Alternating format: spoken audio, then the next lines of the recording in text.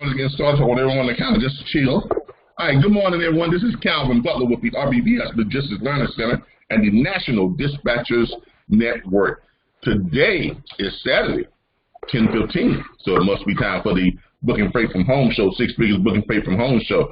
All right, today we're going to be talking about, what we're going to be discussing today is we're going to be dealing with showing you all how to weather the storm. That's going to be the title of today's broadcast, How to Weather the Storm. Now, weathering the storm refers to wintertime in the logistics industry, because as you all know, there is some serious rate fluctuations during the wintertime. You're not finding the loads that are paying very much during the wintertime, and the big concern is, where do I find loads at to get me through the winter, to get your carriers through the winter. Little service announcement here, a little announcement here. If you have a lot of background noise, if you're scuffling around, background noise, things of that nature, please mute your mic, because we pick up everything. If you all are like, if you're sniffing or sneezing, or even when you all move stuff around on your desk, we hear the scrubbing. Okay, so because these mics are very sensitive, and we've been getting some feedback on YouTube from some of the viewers, and they say it's kind of disturbing when people who are tuned in and you all in the background and you're doing a whole bunch of other stuff, and sometimes you all are having whole conversations off to the side. And in case y'all didn't know that, it comes through on our recordings and it's very disruptive. So if you have a lot of background noise, okay, if you're going to be, if you got a persistent cough, and look, I understand that because I have one myself due to my diabetes. But if you got a persistent cough, or if you're breathing, through your mouth or through your nose, and it's making a hissing sound, it's gonna come through. Especially if you have a head mic on.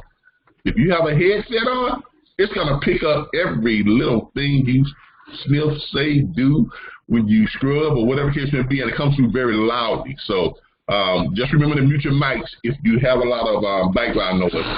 We can have so that we can have a presentable broadcast. All right. Now, as we were saying here, today we're going to be dealing with a second here. Today we're going to be dealing with, I'm going to mute most of you all real quick. Give me a second. If you need to say something, you all can just unmute yourselves. All right. Today what we're going to be dealing with is how to weather the storm, because one of the big things in this industry is you got to know how to get through the entire year. Okay, and that takes a little bit of business finesse and knowing how to, research and analyze the market, just like anything else. If you was a stockbroker, you have to analyze the market. You have to see what the trends are. When's the best time to buy? When's the best time to sell? When's the best time to hold? Okay, same thing here. The same exact thing here. You got to know where you're going to run during the summer, fall, spring, and winter. You got to know what type of loads are paying during the summer, fall, spring, and winter. You also got to know what routes, what regions, what routes are paying the most money. You got to know what's the difference in the north versus the south, or the south versus the Midwest, or the Midwest versus the East Coast or West Coast, or whatever the case may be. And not only that, you got to know what shippers or what companies out there that is moving a lot of freight that is going to need some outside independent help, because that is a good way you can actually weather the storm. Okay, if you get on with a company, let's say like a Walmart or a Costco or a Target or something like that, and they have all this freight, well, they can't move all that freight. Walmart can't move all the freight during the Christmas, during the winter holidays. They can't move all that freight with just Walmart trucks. And FedEx, they can't move all that freight with just the FedEx trucks. Amazon can't move all their freight with just their regular shippers. Their regular carriers. They need to outsource. A lot of that stuff is outsourced during the winter months. Okay, so that's what we're going to talk about today, and we're going to be giving you all some good advice on how to weather the storm and how to prepare your carriers to weather the storm. Now, before we get to that, let's go ahead and start sharing our screen so you all can see what I see and everything. And we're going to welcome everybody to us today. We got quite a few people on here today. So welcome everybody. We got a whole bunch of people logged in, and a lot more people who are logging in along with us. We got a couple of chats going on here too. Sheena says here you're having trouble seeing, I guess, getting on. Should I call on my phone? No, Sheena, what you should do, if you want to participate live and be interactive and be able to see what we're seeing. I'm not sharing my screen yet, so that's why you can't see anything. I'm not sharing my screen yet. I'm just talking. It's just me on the recording. So I'm not sharing my screen yet. But when I start sharing my screen, you should be able to see it. If you log in on your computer, when you log, yes. She doesn't have sound. She can't get sound. Okay, then she needs to. Yeah, she needs to click on her. Yeah, she needs to click on her mic. Okay. Phone button. Yeah, she needs to click her mic. Now, I've muted just about everyone so that we can have a better quality broadcast. So, but if you want to ask anything, just unmute yourself, and you can ask questions and things of that nature. All right, but there's a sound button on your computer. Because remember, if you're on your computer, you have to activate your mics and your sound button on your computer. That's not in the free conference call. I'm talking about on your computer itself. So make sure that you all know how to turn your mics on and your sound on your computer. You can also adjust your sound. You may need to adjust your sound too. Okay, go down to the bottom and you can adjust your sound. All right, let's go ahead and start sharing our screen and go ahead and get started.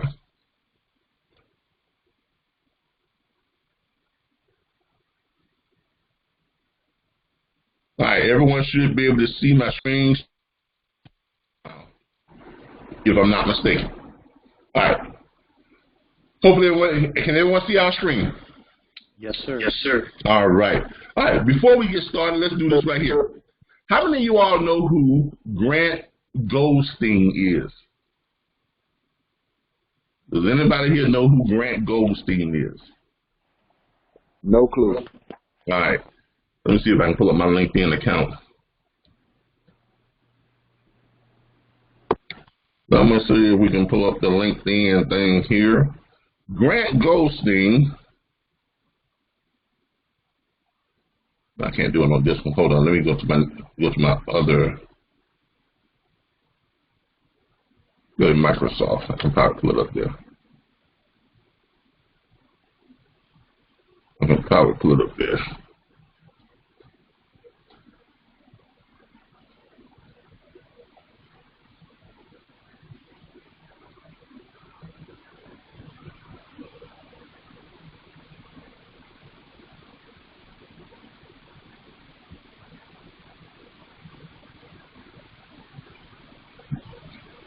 All right, let's try that.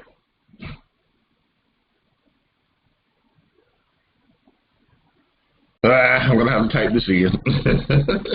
And I really hate doing this because sometimes I don't remember my passwords. All right, let's see here.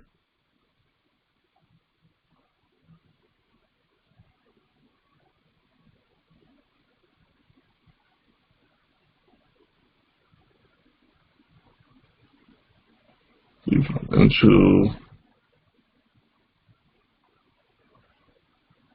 that.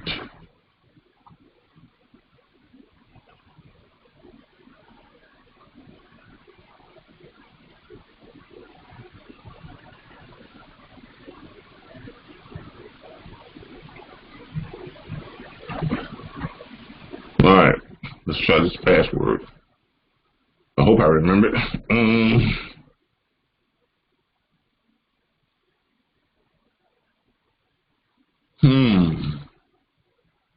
I hope I remember it.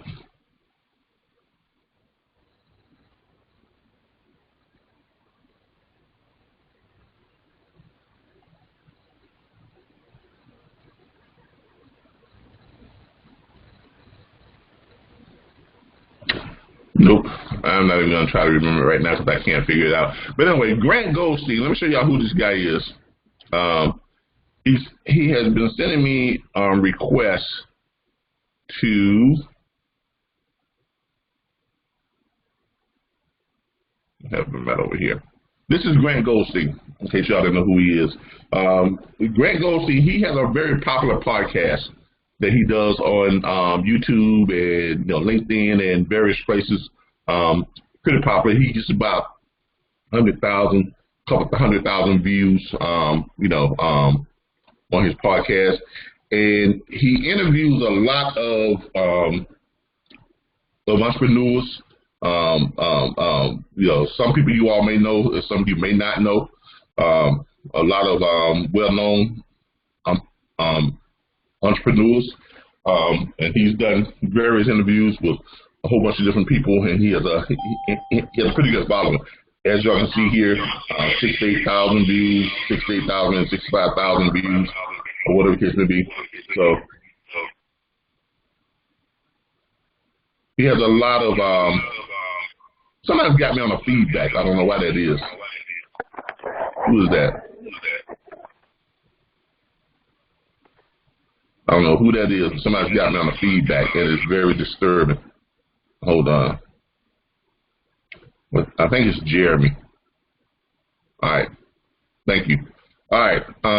But anyway, he has a lot of he does a lot of podcasts, different company CEOs and things like that he does his podcast with, and he has a very popular podcast show. He has reached out to me and he has invited me to do to be a guest on one of his podcasts. So I will let y'all know when that's going to be coming up and when it's going to be in live, and we'll give you all the links and everything to it. We're supposed to be probably shooting it sometime either next week or week after next.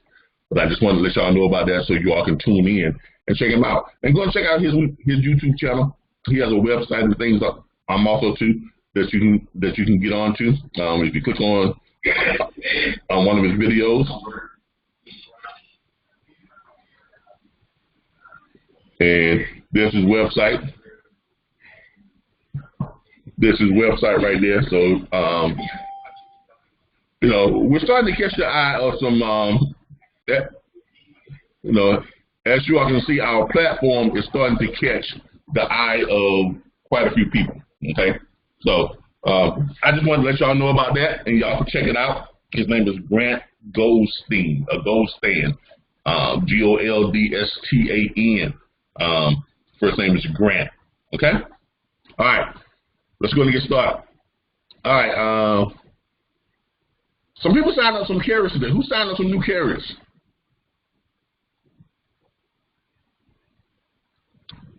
Everybody signed up in the new carriers this week or last week. In the meantime, while we're waiting on that, let's get y'all to go over to mydispatcher.org. For those of you who are joining us and you're not familiar with where we operate from, this is where we operate from, which is mydispatcher.org. I got one this week. Okay. But he's a hot shot. Yeah, I mean, it is what it is. It is what it is. You get them where you can get them. The whole key is to build. It's to build your business. Okay, it's to build your business. Keep plugging away, adding more carriers, because the more carriers you have, the more work you have. Okay, so right. let's just keep that in mind. All right. So let's go ahead and get started here. Keep that in mind. The more carriers you have, the more work you have. All right. Mm-hmm. I need everybody to go over to mydispatcher.org. I think I put it up on the screen there. Everybody go over to mydispatcher.org. And today we're going to be talking about weathering the storm. Let's go over here to some of the load boards real quick.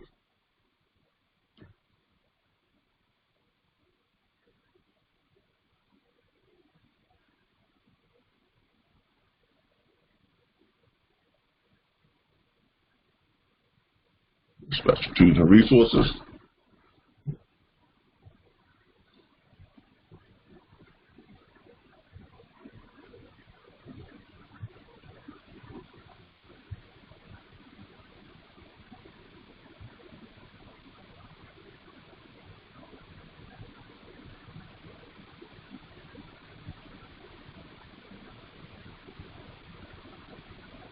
All right.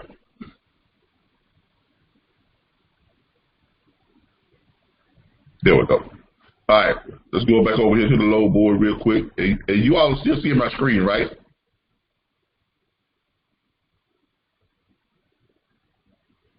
Hello? Yes, sir. We can see it fine, Calvin. I don't know what's going on with my... Hold on. Something's going on with my my screen here. Give me a second. It was switching over from one side to the next. I'm not sure what was going on. I hate it when this happens. Now, if I lose you all, don't go anywhere. I'll be right back. I'm just trying to figure out what's going on with my screen.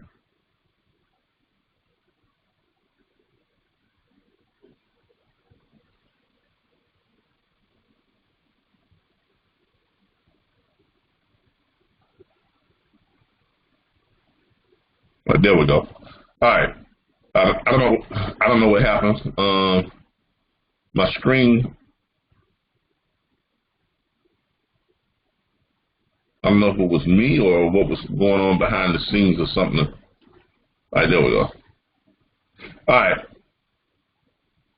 Okay, there we go. All right. Okay, sorry about that. Let me get back over here to the... All right, let's go to the load boards, because as you all know, and you all have noticed that the rates have dropped off here in the last couple of weeks. Have y'all noticed that?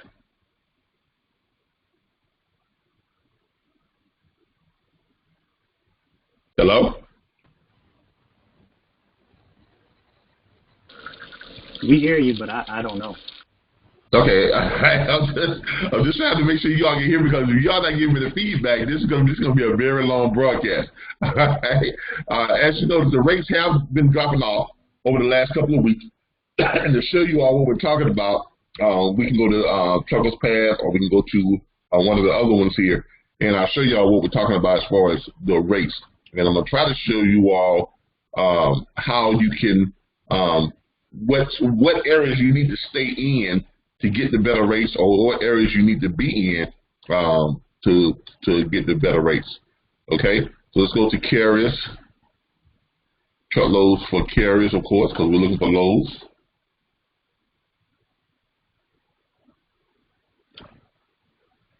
All right, there we go.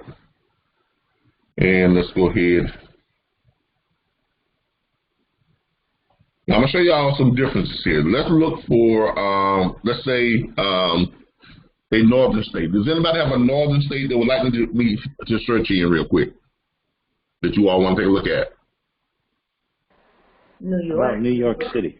New York City. Here, we're going to do flatbed and reefers. Okay?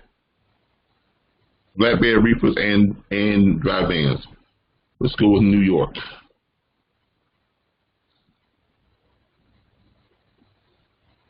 All right. Let's see New York to just about anywhere, and let's say for Monday, the 28th.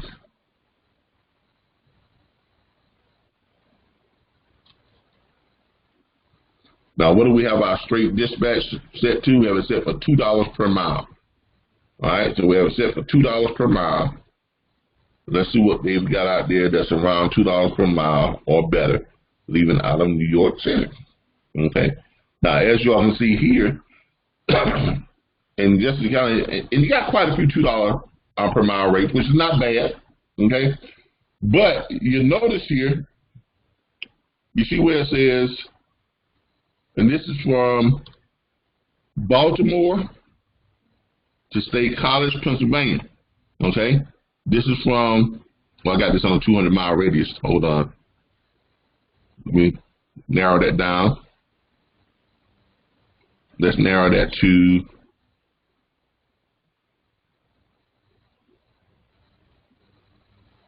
100 miles. All right, let's narrow that. We don't want to go that far out. There we go. All right, here you go. All right, so from Philadelphia to Clinton, okay, that's north to north, right? New Haven to Blue Point, New York, north to north, right?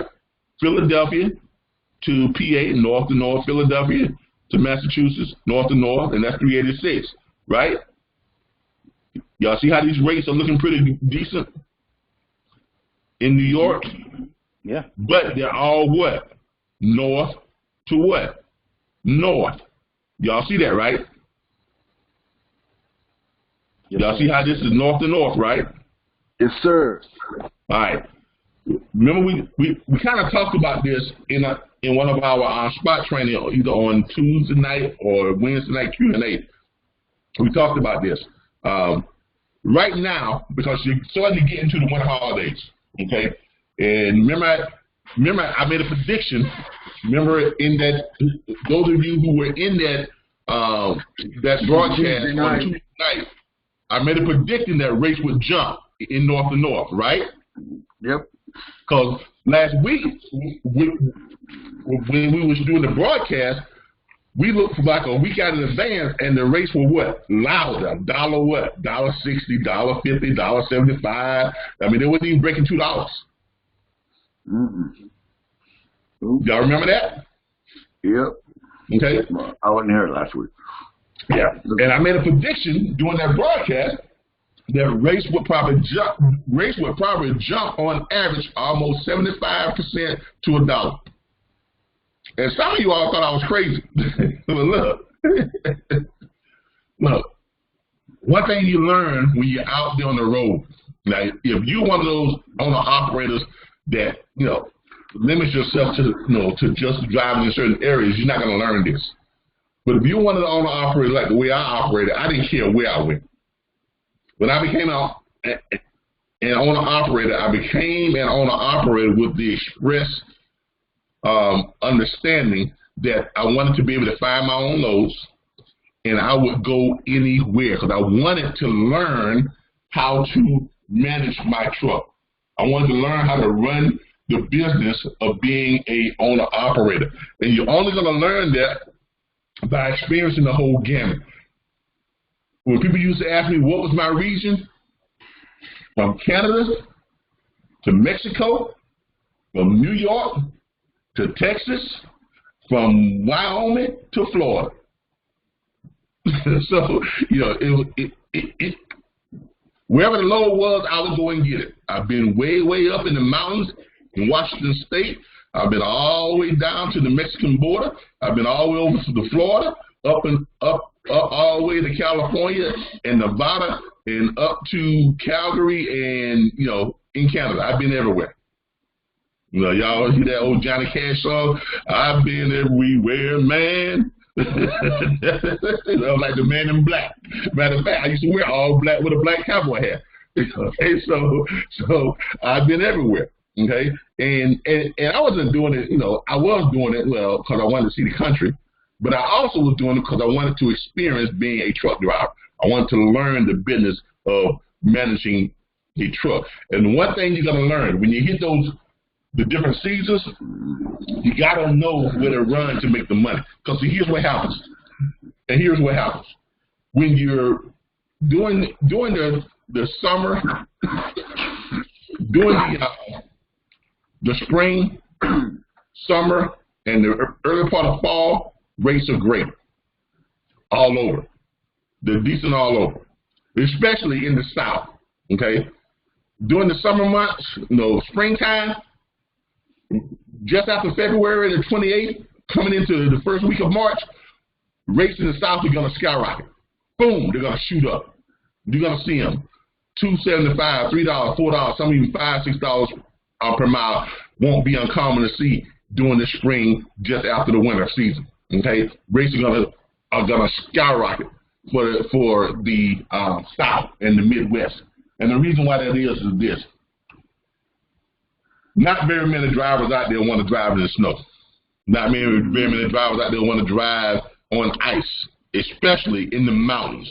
So when you get up into the north, you got a lot of mountainous area, a lot of snow, a lot of ice, and you don't have very many drivers that's got the nerve or the skill to handle that. Okay, I mean, you're just not gonna find it. I mean, you got some drivers that have the skill, but they don't have the nerve. Or drivers that have the nerve, but they don't have the skill. As you find out soon enough when they try it out. Because one thing I did see a lot, I saw a lot of trucks sliding off the road, getting stuck in the snow. Some even going off the side of mountains. Now that's sad to say, but it happens, especially when you're up in the Ashley Mountains. Up in, y'all know what that is? Around in Oregon, going up towards Portland, and you get up in the Ashley Mountains, it's about 11 mountains that you got to go up and down in order to get to that delivery site way up there. And it takes you, and you have an entire, get this, just imagine 2 days in the mountains. 2 days of driving in the mountains, because it's 11 mountains, which you got to go up, then you got to go down. You got to go up, and you got to go down. And we're talking about anywhere from a 8 to an 11 to a 12 grade. Now, those of you who don't know what grades are, somebody's got a lot of static going on. Those of you who don't know who here know what grades are? What the grades are? I do. All right. Explain to them what a 6th grade looks like. Here. Matter of fact, I can go to Google and show it to you. The higher the number on the sign is, the steeper the grade is. Exactly, the steeper the grade is. So if you got a 9, if you got a 9 grade, 9% grade, your home is going up and down. Then yeah, if you got a 9% grade hill, if you got a 9% grade, you almost at like a really not. You ain't got much of a grade at all. No, it's not much. Yeah, but it may not seem like it, but it is. All right, this is the look of that's a 7% grade right there. Y'all see how steep that is? It doesn't look like much, but when you carrying 36,000 pounds, that becomes a problem. No. Now, to give y'all an idea of what this looks like, y'all see that? Imagine coming down that right there. Mm-hmm. Imagine coming down that, and you're fully loaded. Okay? And then you got to go back up. Then you got to come back down. Then you got to go back up. Then you got to come back down. Now imagine that coming down, you're in a truck that's got 10 gears or 13 gears or whatever the case be, or whatever you're driving, right? You got a high, you got a low, and you're full of weight. And if you're coming down this hill, if you can't hold your brakes, because then you're gonna bring your tires up. I mean, your tires gonna start smoking, they're gonna catch on fire, and then you're in real trouble because you're gonna bring your whole trailer up if you don't get your truck stopped and unhook that trailer. But remember, you're on a doggone downgrade. So you ain't gonna be able to stop your truck and get out and unhook it, and your tires are on fire. Now your whole trailer's gonna go up in the flames, and possibly the truck too. Right? So you gotta be able to work all 3 braking mechanisms. Anybody know what the 3 braking mechanisms is? And then there's an order you have to work them in all the way down the hill, no matter how long it is. Okay, now that's just a 7 grade right there. Okay, now as you can see, there's some grades that they get really, really, really steep. Okay, they get really, really, really steep. Okay, the steepest ones I've been on was a 12. I've been on a 12 and a half or somewhere around there, a 12.5%. I think I was on 113% grade, but I was so new I didn't know it was that steep. I just didn't know any better. So I was going up to Mount Wichita in Washington State. It was my first time out with my trainer at Covenant. My trainer was asleep. We had a Walmart delivery at the top of Mount Wichita, whatever it was. And we had to go up. So we got there. He said, wake me, if you're having a problem. I was supposed to wake him when we got to the mountain. I guess he assumed that when we got to the mountain, I would consider that a problem and I would wake him. Well, I got to the mountain. I just kept going. I just followed the GPS and kept going. I woke him up when we got to the Walmart. And on the way there, this is one of those mountains where you get up so high and you go around the curve and you look down and you see clouds. That's how high it was. Okay? And this is my first time out with my trainer at Covenant. And we got to the top of the mountain, and he said, did you drive all the way? I said, you see anybody else in the truck? He said, you didn't have a problem with it? I go, nah, not really. I jumped out of planes at 13,000, 14,000 feet. So this didn't seem like that big of a problem. All right, but these grades can get pretty scary. And if you don't know how to work your braking mechanism, which means you got your regular brakes, then you got your Jake brakes, then you got your engine brakes. Okay, the engine brake is now your regular brakes is just what they say they are. That's just the brake pedal that you tap the brakes. Your Jake brakes is a little button or control you hit that releases the air and it makes and you'll hear it. It goes bum bum bum bum bum bum bum bum bum. Y'all might know what that is, okay? And then you got the engine brakes. The engine brakes is just basically you downshifting and letting the gear, letting the lower gear slow your truck down. Now there's a sequence you have to use when you're going down these hills. You have to, first of all, the first thing you want to do is when you get up to the top of the hill, you start off slow, you start going down the hill, you got your vehicle in a lower gear, either 5 or 4, okay? And then once you start going down the hill, and then you're letting the engine brakes control the truck, okay? Because you're going down in a lower gear, 5 or 4, whatever the case may be, and it's controlling the truck. Now, when that RPM gets up to around, 6,000, you got to start braking to bring it back down to around 1,000. Okay, so you got to watch your RPM gauge. When it goes up to around 6,000, you got to brake it to bring it back down to about 1,000. Okay, or below 1,000. You want to bring it back down, because if you don't, you're going to bring your truck up, or you're going to get out of control. And then you're not going to be able to stop, and then you're going to have a runaway truck going down a mountain. Okay, so what you do is you tap you got your engine brakes on, right? When it gets up around 6,000, you got to tap your brakes a little bit, or you hit your Jake brakes. You can hit your Jake brakes, and that will drop it down a little bit. Then you got to tap your brakes, right, to bring it back down to 1,000. You get back to 1,000. You don't hold your brakes. You let off your brakes. Then you shift it back into that lower gear again, and then you got to repeat that process over and over and over and over again, all the way down the hill. So, and I'm telling y'all this not to try and teach you all how to drive a truck down a mountain. I'm telling you all to let y'all know what the difficulties are, and this is why a lot of carriers do not drive in the mountains during the wintertime, because this is hard enough on a sunny day.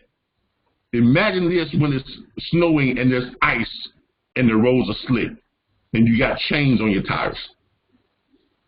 Now, we showed you all this to break this down for you all so you all can understand why your carriers. It'll be a while, a couple hours. All right. Remember, please, if you all have conversations going on, mute your mics. You may want to just mute your mics and just keep them muted until you get ready to, talk or whatever the case may be. Because when you break in like that, it really is kind of disruptive. Okay, but the reason why we show you all the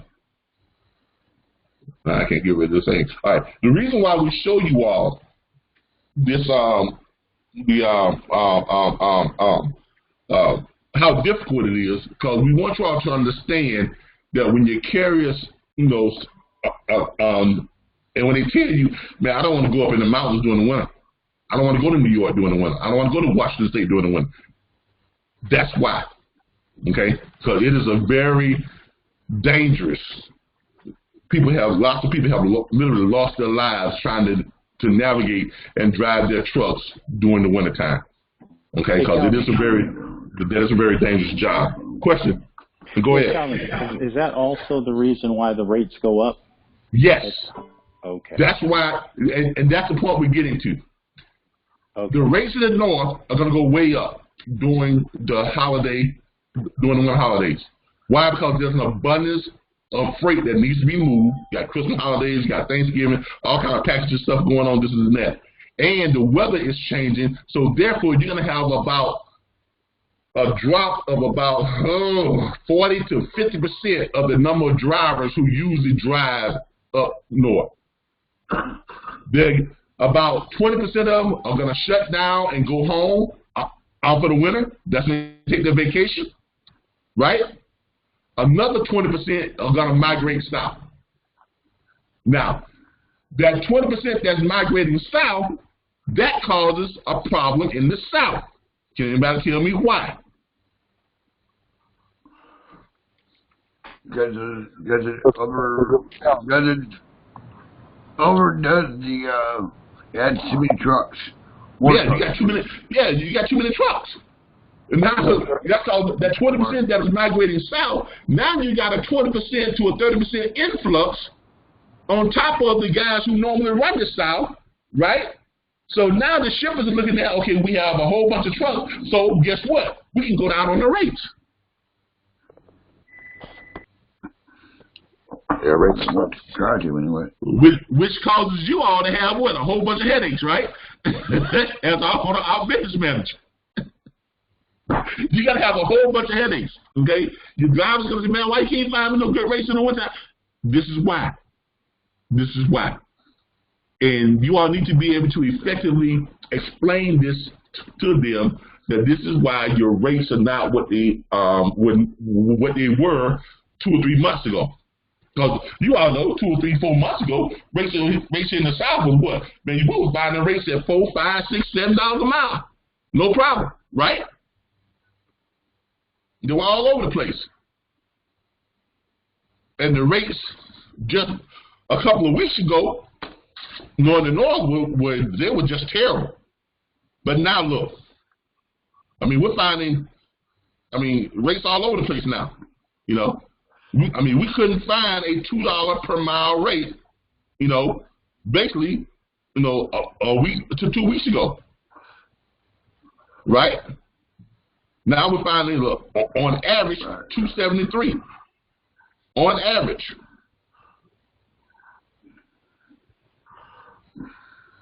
$3.09, $9.48 a mile. $8.73 a mile. But you notice all this is north to north. Okay, and this is going to be the trend right through February. So, what does that tell you all? You need to start doing what, as owner-op business managers and independent dispatchers, now is the time to start targeting those carriers who are northern-bound carriers, those carriers who like to run up north, who run in the mountains. Now it's time to start reaching out to them and start trying to get them signed up to your dispatch agreements. Okay? Yeah. Hey, Kevin. Yes, sir. This is Aaron. I have a question. Mm-hmm. So, as a business operator, when I'm targeting, these routes or these shippers, I'm thinking about, I got 2 concerns. One is you're going to have people that are chasing the dollar that may not have, and you gave a really good analogy, the skill to be doing that type of driving. But as a business operator, those people may be in the mix out there, wanting the business. Is there anything you can look at when you're making those decisions to maybe pick out your more experienced people look at their, go to the central web, put the DOT number in, and then look at their history. See if they had any major accidents, right? Okay. Check their accident history. Now, someone who's prone to accidents, you don't want them driving up north during the wintertime. Right. Obviously, right? Mm-hmm. You also want to look at the time that they've been doing this. How long have they been have they been behind the wheel? And you also look at the area in which they are from, and where they're from, and where they're operating from. Now, if you got some of these good old boys that's born up in them hills in Pennsylvania mountains and the Adirondacks and all those places, hey, if old boy can tell me he can go down a 15% grade, I believe it. Why? Because he grew up doing that type of stuff. Mm-hmm.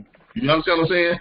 Now, if you got someone who was operating out of Tallahassee, Florida, and they tell you, I'm going to run up north all winter. Oh, no. Right. I take a pause on that. I'm going to ask you some other questions. Have you ever did this before? Okay? Now, if you see someone who's from Texas, Florida, Georgia, Louisiana, Miami, all those places like that right there, and they tell you they want to run up, and they want these loads that's running up, way up in the mountains, right? And you look at their safe aware report, and they've only been driving for 6 months. Mm. But Mr. Calvin, it's not up to us to tell them no, because no, it's not. Right. Exactly, it's not up to you.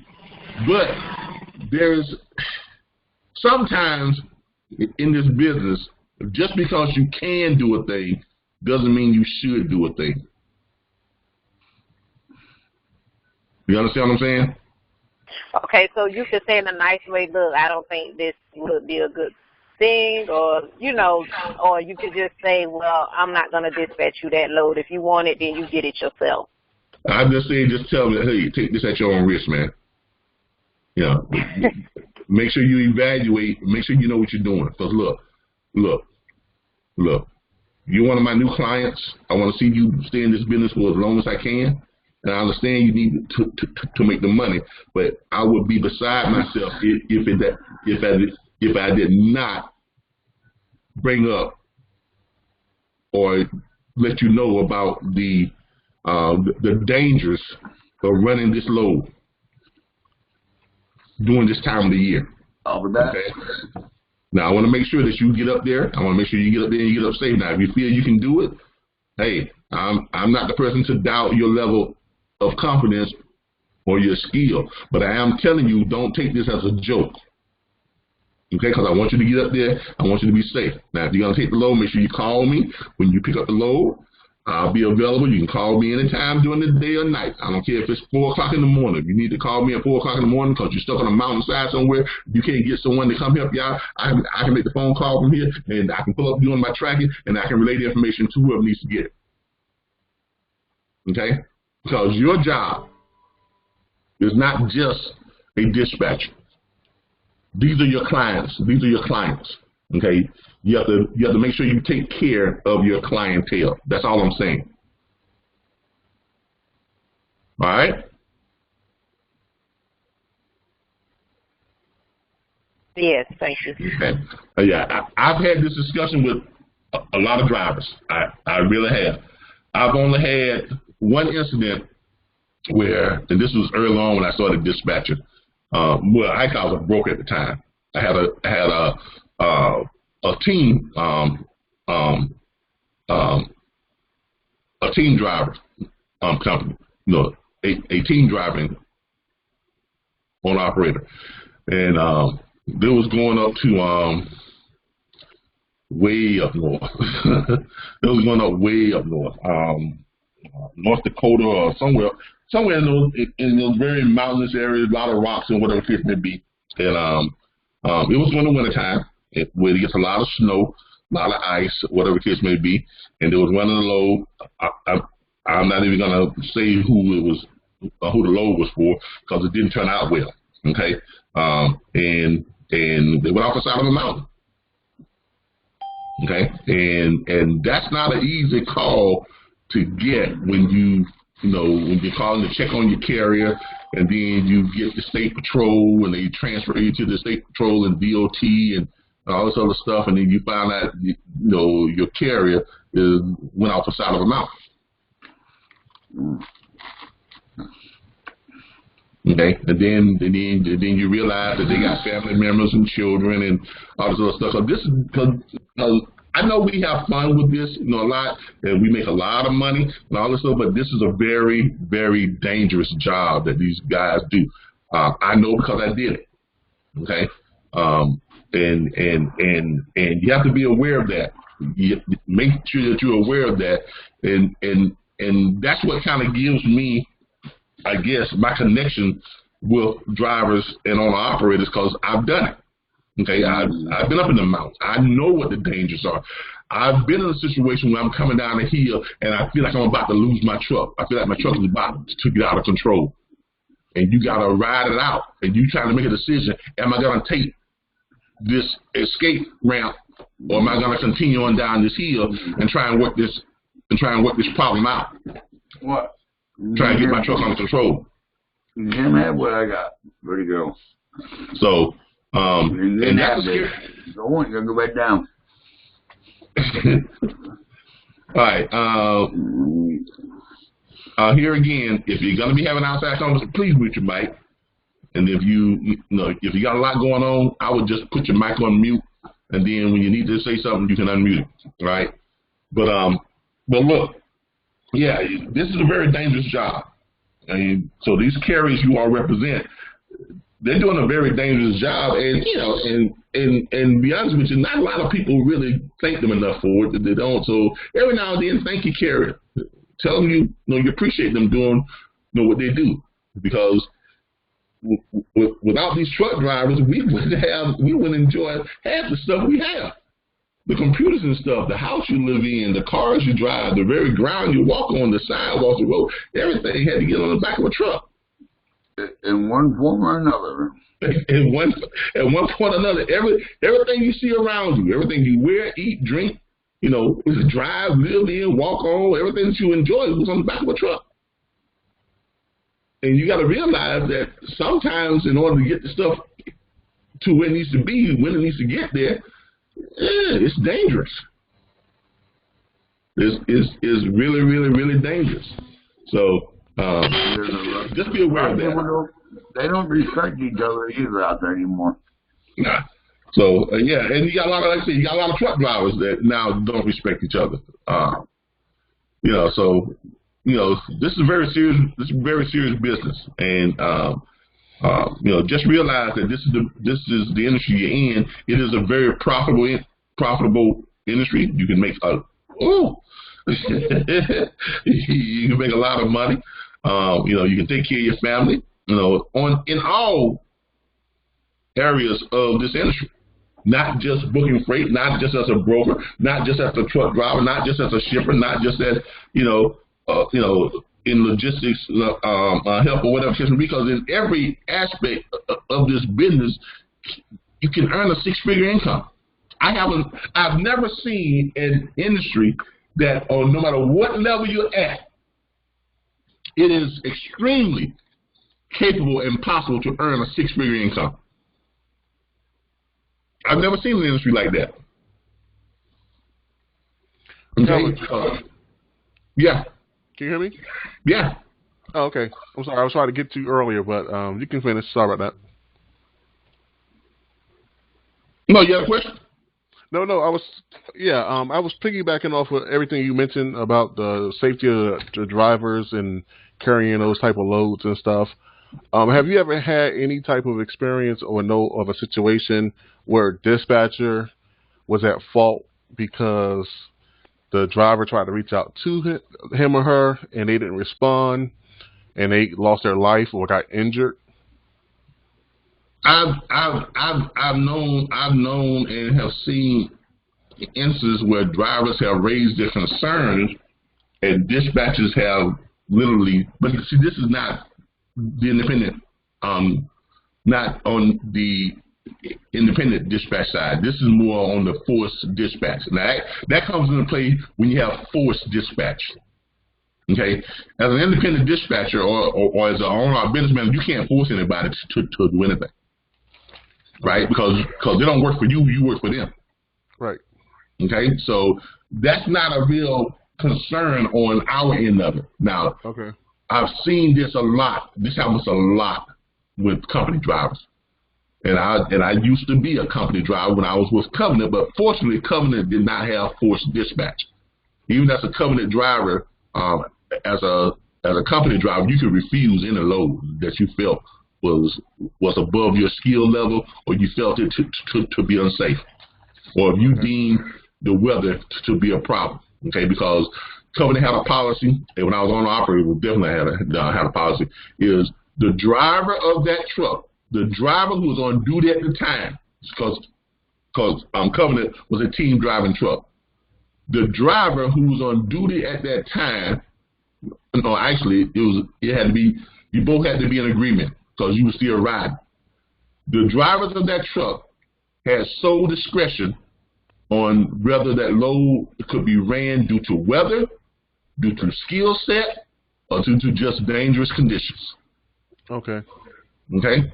Now, and also, just one more question.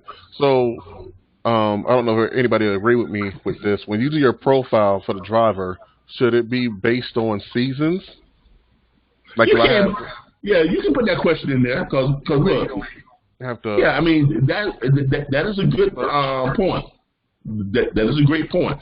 On your profile sheet, it might not be a bad idea to include, and we kind of ask that question a little bit where it says preferred distance and region to run, keep me south, take me whatever. You can add down there, put the season, say for the summer months, what do you like to run? All regions, or give them options, all south, Midwest to south, they can, or you have them to write it in. Winter, what would you like to run? You understand what I'm saying? And you can also, another good question that you might want to put on the profile sheet, what's your driver's skills level? Right. That's what I did add on my profile sheet. I actually added those sections as drop-down boxes, and I just put in a lot of stuff. Great. Yeah, you might put in there, what's your driver's skill level? Because all this stuff is going to come into play when it comes to what? Surviving what? The storm. Right. During these winter months, because you have some carriers that actually go out of business during the winter months. Because they're not really managing their over, the overhead is so high. They have these huge truck payments, and the truck payments don't stop during the winter months now. They got truck payments, right? So they don't have enough money in reserve to pay out the truck payments during the 3-4 months of bad winter time. You would think that someone who is running a business would have money in reserve. If you know you're not going to be going up in the mountains, you can't get very many loads down south to spend good money. You got to have the money somewhere to make them truck payments, right? Make the insurance payments and all that stuff, right? You got to pay all your bills, right? Yeah, I don't want to take up all the time, but I have another question for you. Yeah, on a dispatcher agreement, right? You know how you put the dispatcher name and then you put under the section where it says that you're responsible for a load, or you don't get paid if a load don't make it. That can be within an accident, or like the carrier get in an accident and the load don't get delivered. How does that work, or your experience? I mean, that's usually something that's between the broker and the carrier. Okay. That's going to be on that broker carrier agreement. Okay. Okay, so the broker is going to send over a carrier agreement. Remember, when you get that confirmation rate sheet, they either got a broker carrier agreement already, or that broker going to say, I need that carrier to fill out what? A broker carrier packet, right? Okay. That's going to be all filled out in the broker carrier agreement. Okay. No problem. Now, when y'all get those, I would suggest that you all read those and keep a copy of it. Right. Okay. So get those, read them, and keep a copy of it. That way you'll have it the next time someone asks you for a broker carrier agreement, you'll be able to fill it out properly. But that's going to be outlined in your broker carrier agreement. Matter of fact, we have one in your back office. Yeah, I saw that one. Right? But and the one that you put up there on a couple videos I saw, but the name wasn't the carrier. It was somebody else's name on there. Oh, yeah. I mean, you can change the names on it. I mean, it's just, we just put it up there just so you all can have a, have something to you know, it's just a sample. That was our actual broker agreement when we were a brokerage firm. Okay. But you all can, you can change the name and stuff on it. No, I did. I just didn't want to be misled or put something in there wrong, or want to be consistent. Yeah, but yeah, we make sure that but that's going to be between the broker and the carrier. And most of the time, if it's due to accidents and stuff, this and that. Now, there's also insurance you can get that covers that type of stuff too now. Dispatcher can get it, or not as well. I've never known an owner-op business manager or an independent dispatcher to get it. You could probably call the insurance company to see if they'll let you, and see if they'll. But see, if you do that, you're probably gonna have to go into getting your DOT number, and your MC number and things of that nature. But it wouldn't be a bad idea if you could afford that expense. But I don't know how that would actually work out, because remember, as a dispatcher, you represent the carrier, so it's the carrier's responsibility to have that type of insurance. Because remember, a broker doesn't pay you. Right. Pays the carrier, but then the carrier pays you. Right. Because remember, you all are not. We are not part of the direct line of money. Okay. The direct line of money is from the shipper to the broker to the carrier. Right? And then we get paid by the carrier. And everyone else that's involved in that, what's called, has some type of authority.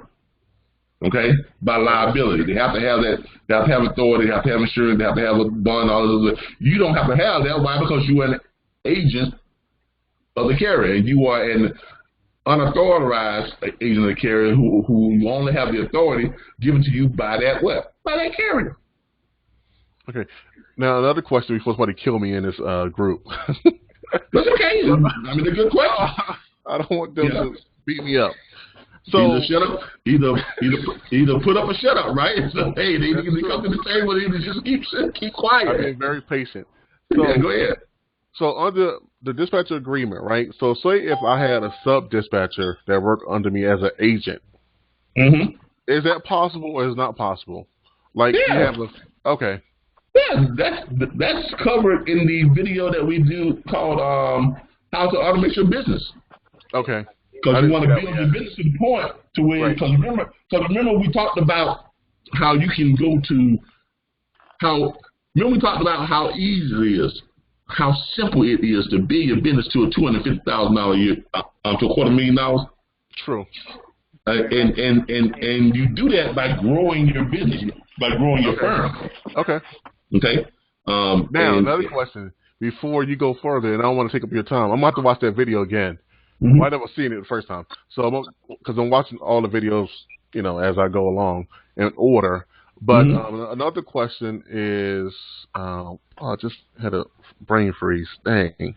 It come back to me. It's so much stuff that I want to ask you, But while you're doing that, let me go over this real quick. Yeah, go ahead. Thank you. Since we're on that subject of building your business, okay? Look, we demonstrated this, but I'm demonstrating this again. Because remember, I said that if you are lazy and you're incompetent, you can still build your business to $250,000 within your first year. But it's true. Now, a lot of y'all might say that's crazy, right? It's true. There's not too many businesses out there you can build up to $250,000 during your first year. Very few. But this is one of them, and it's not that hard to do. And this is even if you're lazy and you're incompetent. So we consider incompetent as far as your skill set as a salesperson. which means you have a what? A 10% closing ratio. You make 10 calls, you're only closing 1. Because my closing ratio is about 70 to 90%. Because if I call 10 non-operators, I'm going to sign up 7 of them. I can guarantee you that. If 10 non-operators, if they pick up the phone, 7 of them are going to sign that dispatch agreement. Okay? Because I don't let them go. Even the ones that come on hostile, they sign that dispatch agreement before I'm done with it. And you all have seen me do that live. Okay? So, what do you do? What do you do if you got somebody that dispatches themselves? That dispatch themselves? Yeah. That's not hard. Well, I don't need all your service because I dispatch myself. Hell, my wife dispatched with me for free. Yeah, okay. Sure, I understand. And believe me, I'm not trying to take the place of your wife, and I'm not trying to outdo you on your job. But let me ask you a question. Now, you know that's my classic go back to. That's my classic, boomerang, my circle, my U-turn. Well, let me ask you a question. First of all, look, y'all have to remember, this is all sales. So you got to learn some type of sales tactics and have some type of sales skills and develop your sales skills, okay? When you're talking to someone and they bring up an objection, the classic way to handle an objection is to, first of all, acknowledge and appreciate their objection. Sir, I understand. I've acknowledged it, and then I go in and then I appreciate it. I'm not trying to take the place, of your wife, because I'm pretty sure she's very good at what she does, and I know you're good at what you do. So I'm definitely not trying to replace, you. But let me ask you a question. I always come back to that. But let me ask you a question. Okay, that's that U-turn. But let me ask you a question. Let's say one day your wife is finding your loads and she's looking as hard as she can look, and she's only finding loads that's paying $275, $250, and $280. And then you come on because you're a lot better at this. Now y'all notice what I just did? I just what? Acknowledge his skill set again. You come on and you start looking for loads because you're a lot better at this because you've been doing it longer and you know what you're doing. You're finding loads that's paying $3 per mile, $3.10. and $3.20. Then I call you up, and I've got loads that's paying $4.25, $5.50, and $6 a mile. Whose loads you gonna run that day?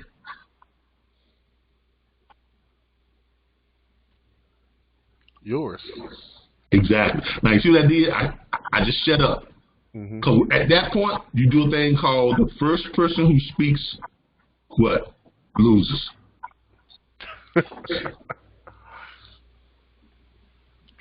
Y'all see how that works? When you get to that point, when you make that close, whose loads you gonna run that day? And just shut up, because they're gonna close themselves. After that, or either they're gonna sound real stupid, and nobody wants to sound stupid. No one's gonna say, "Well, I'm gonna run my loads, even though you finding me $6 a mile." They ain't gonna say that. They're gonna say, "Well, I want," and then someone will try to get around not saying yours, but they'll say, well, I'm gonna take the highest load. Great. That's all I'm trying to do. So where can I send the dispatch agreement to? Go right for the close. Because they just close themselves. There's a skill to being a great closer. Okay? There is a skill set to be. I've been selling all my life. I'm not gonna lie to you. The best careers I've ever had were in sales. And I figured that out early on, well, not too early on. I was in the military. Went out of college. I did the military thing. Bounced around for about 10 years in the military. Then after that, I went to law enforcement for a very short stint of time doing law enforcement. And then I, went to I started selling cars, and I've been selling ever since. Because I've never made more money than I had when I was selling. I've never made, as a salesman, I've never made less than $60,000 a year. I don't know what type of sales job I had. I had a sales job where I was selling the photography thing, a photography platform. If the damn thing costs about anywhere from $3,000 to $10,000, and you get this, these albums, and you get a whole photography package and pictures sent in, and the people had to take their own pictures, and they would send them in to and they would send them into the company, and the company would put together these packages and send them, the albums, and they have a profile of when their birthdays are, wedding anniversaries, and every year, every time something came around, some big event, they would prepare the album for you and send them out to you. Mm-hmm. I made $72,000 a year doing that, and that was door to door. Just not. Hey, how you doing? Now imagine a black man in Texas doing that. you didn't think I was a good salesman?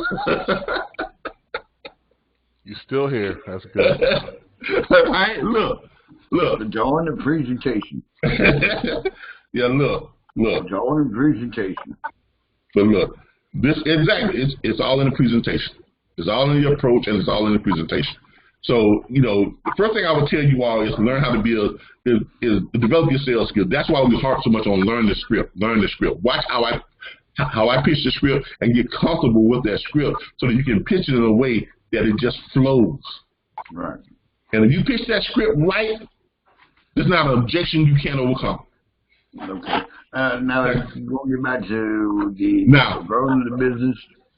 Now, let's get to this before we get too sidetracked, okay? Now, remember I said that if you're lazy and if you're incompetent, okay, if you only have a 10% closing ratio, okay, and if you're lazy, and let's say you don't want to call 50, 60, 70, or 100 calls a day, let's say you only want to make 10 calls per day, all right? So we're going on the premise that you're only going to make 10 calls a day, 5 days a week, not going to call on Saturdays and Sundays, and you're not good at what you do, so you're only going to close 1 out of the 10. Somebody has a very bad mic problem. I'm not sure who that is, but the feedback is driving me crazy. Hold on. That feedback is really driving me crazy. I do not think it's me. Actually, hold on, let me take care of that feedback.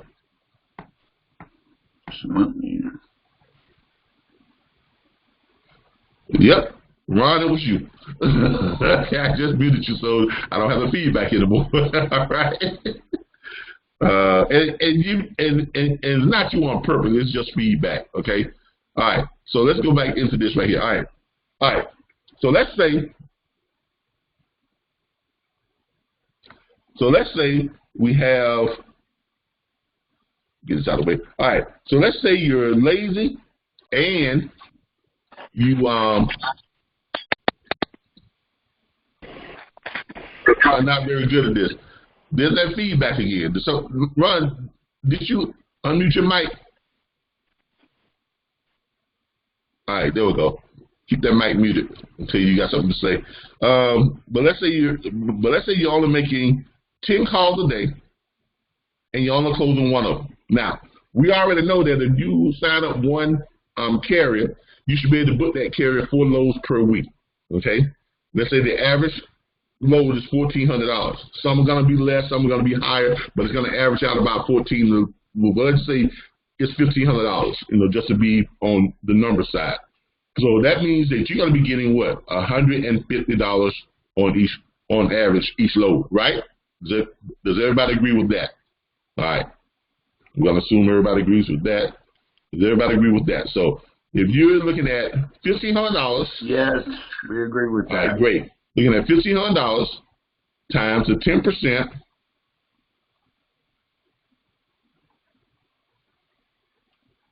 You're looking at $150, right? And if you're booking that carrier 4 loads per week, you're looking at $600 per week per carrier. Okay, that's one carrier, right? You make 10 calls a day. You sign up 1 carrier each day, and your first carrier, that's what you're looking at per week for 1 carrier. All right. Now, if you're making 10 calls a day, 5 days a week, that means you're getting what? 5 carriers a week, right? You sign up 5 carriers, so So your first week, you got 5 carriers. So that's going to be 600 times 5. Look at that. Your first week doing this, if you take the time to learn that pitch and become just a decent salesperson, okay, and your first week doing this, if you're just a decent salesperson making just 10 calls a day, just make 10 calls and just close one out of 10. Okay? Now, if you're beyond bad at doing this, you can make 20 calls a day to get one, make 20 calls a day to get one. That's not so bad, is it? Don't sound like it. It's not. Trust me, it's not. Look, a lot of people will say, and I'm just being straight up honest with you. A lot of times people will say, yeah, but it's not that easy. It is that easy. You're just being that lazy. I'm sorry to say it, but here's what will happen. You make a phone call, you make 2 or 3 phone calls, you don't get a response, well, this ain't working. I don't know why. I mean, you put the phone down, then you won't even call no more that day. Or you start doing something else that's associated with the business instead of doing what you should be doing, is making a phone call, because nothing starts until you get a client. True. I don't care if I got to be on that phone 8 hours to get myself 2 carriers. I'm going to be on the phone 8 hours until I get my 2. If I'm setting in my head that today I'm going to get 2 carriers, I'm going to call until the phone company shuts off my phone line to get them 2 carriers. Yeah, I've got the carrier, but I ain't been able to. That's about all. I mean, I tried to find him a load and stuff, so I could reach out to him, and he ain't responded. Then you do what? Make some more phone calls. Oh, right, of course. Did anybody ever see the movie, what's the movie? Y'all know what I'm talking about, right? What's the movie? Who stars in it? Leonardo DiCaprio. What's the name of the movie? Wall Street, whatever. Yeah, Wall Street. Yeah, Wall Street. Wall Street one. What they call it? What is it? The King of Wall Street, or what was the name of it? Wolf. Yeah, the Wolf of Wall Street. If you got problems paying your bills, start dialing. If your wife don't like you, start dialing. If you got money problems, start dialing. Mm-hmm. Do y'all remember that scene? Because there's a whole lot of truth to that. This business is designed to make you a lot of money if you just pick up the phone and dial. Now, I'm not asking you to do like the Wolf of Wall Street, call and dial and lie to people and this and that. No. You honestly are calling and you're just getting your carriers, you're getting owner-operators to contract you to find them the loads that they are looking for. Mm-hmm. I mean, you can't have a more an honest service. Right, because we're able to offer them better loads and the cheap. Exactly. We're not offering cheap rate to them. Exactly. And all you got to do is get just one a day. Just one. One. If you sign up one, if you make 10, 15, 20 phone calls, you get one carrier. You just set yourself up for a $600 week paycheck.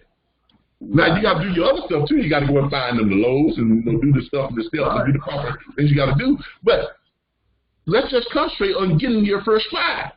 You get 5 that week, that's $3,000 a week. Yeah. The following week should be. Yep. Right? Now the next week you get 5 more. Right? So now you got what? $6,000. Right? Mm-hmm. So now you got $6,000. So you just repeat the same process. The next week you get what? 5 more. Right? That's gonna be plus another what? 3,000, right? Yep. The next week you get what? 5 more. Plus another 3,000, right? Mm-hmm. guess what? That's your first. That's 1 month, man. Mm-hmm. And Calvin, can I ask you a question? Yes. Okay, so I don't want to try to discredit your service, like as a member of RBBS. Mm-hmm. So when you start having sub dispatchers underneath you, right, working for you, now, not trying to breach the contract, but are they able to work under your profile, or they have to go through your service again? Like the sign up enrollment and. If you are bringing in your own sub, so you're adding employees, right? Yeah. If you add employees, then we have a corporate plan. Okay. All right. Okay. And you're gonna go to what's called the corporate plan. You're gonna go to the corporate enrollment. Okay. Which is going to be, hold on here, I'll show it to you. Nah, it's not there. Hold on. What can I show this? Oh yeah, let's go here. I'll go to the corporate plan. You're gonna go to the corporate enrollment, because what you're doing is you're bringing in your entire team. Okay. We're building a team. Yeah. Right. We only allow married couples to share an enrollment. Okay. To share an account. The reason why, because you're legally bound together, legally. And you can't just walk away and say, hey, I'm done. You got to go through a legal process. And because you have to go through a legal process, our board allows married couples to sign up and operate under the same login. Now, if you want to do a corporate plan, if you're adding your employees or whatever, and you're growing your business, you're going to go under the corporate enrollment. And all you got to do is just click off of this, or once you get there, and then you go down here and you see all of our plans. We have the veterans individual enrollment. We have the individual platform enrollment. You have corporate enrollment 1.0, corporate enrollment 2.0, which is 20 agents or 10 agents. We also have a corporate unlimited, but that's not on here. Okay. If you go to the corporate enrollments, it is $699.95 for a corporate enrollment, but you can add, that includes yourself and 10 agents. Okay. So is that $699 a month, or that's a year? No, that's your one-time enrollment fee. Oh, As you see here, when you open it up, because remember, our normal enrollment fee for one person is $349.95. You can't beat that. Okay, so $699.95 is the enrollment fee for all 11 of you. Corporate enrollment fees covers enrollment for up to 10 agents. Okay? Nothing. Okay. Disclaimer, the RBBS Logistics Learning Center is not a freight brokerage firm and does not book freight. Our function is to provide access to tools, resources, and resources enabling our enrolled clientele to build a book of business and book freight. $99.95 monthly subscription is required to access the National Dispatchers Network, back office tools and resources, chat, support, training, video library, and weekly live training. That's for the corporate level. That $99.95 covers all 11 of you. Okay. So you see how it's a big savings when you go to a corporate level. Sure. All right. Okay. All right. And then you have the same thing with the 20. You have the same thing with the 20 here for 20 agents. It's $999.95, and then it's $199.95 that covers all 21 of you. And then the unlimited, which is not listed, you have to call us on that one. That is $2,499.95 on your enrollment, and it is $299.95 per month, and that covers yourself and an unlimited number of employees. I don't care if you got 500 employees. I got a question on that. Yeah. If we did a corporate enrollment after we've already been a member, how does that work? No, you cannot just simply upgrade. You got to enroll completely as you're just doing a new enrollment, because it's a different type of enrollment. The only time we allow you to upgrade is if we've had a couple of people who were able to upgrade, but that's because they joined as an individual, and then like literally within 2 weeks they upgrade to the corporate enrollment, because they went out and they built, because like I said, that because they just, I mean, we recently did it with someone where they joined up, and this is no lie, and they may be on here, but they joined up like on a Monday, right? And then on Wednesday or Thursday, they had to sign up a whole bunch of carriers, and they had to hire some people, and they knew they needed, so they came back and said, hey, I need a corporate enrollment. And we was able to let them just upgrade. They just paid the difference. Why? Because they hadn't even gotten to the point to where they could make their first month of payment on the regular enrollment. And they realized, they got into it, they jumped right into it, they did what they're supposed to do, and they got to that level really, really quick. I was about to ask you about that too, Kevin. Do you have anybody who excelled so quickly? And you just answer my question. Yeah, we have a couple people like that. We got a few people like that. Mr. Khalid Hodge. I mean, just to look at one of them. I mean, he jumped in. This guy didn't know anything about the business. Didn't even know what freight brokering was or what freight dispatching was. Mm-hmm. He was working 2 jobs. He jumped in. He just did what we told him to do. His first week, I think he signed up 3 or 4 carriers his first week, or whatever the case may be. 3 or 4 or 5 carriers his first week. Next thing you know, he's making good. He's booking 3 to 4 loads a week on each carrier. Then he calls up and makes and he schedules 3 private consultations. 3 1-hour-long private consultations that cost him $50 a pop.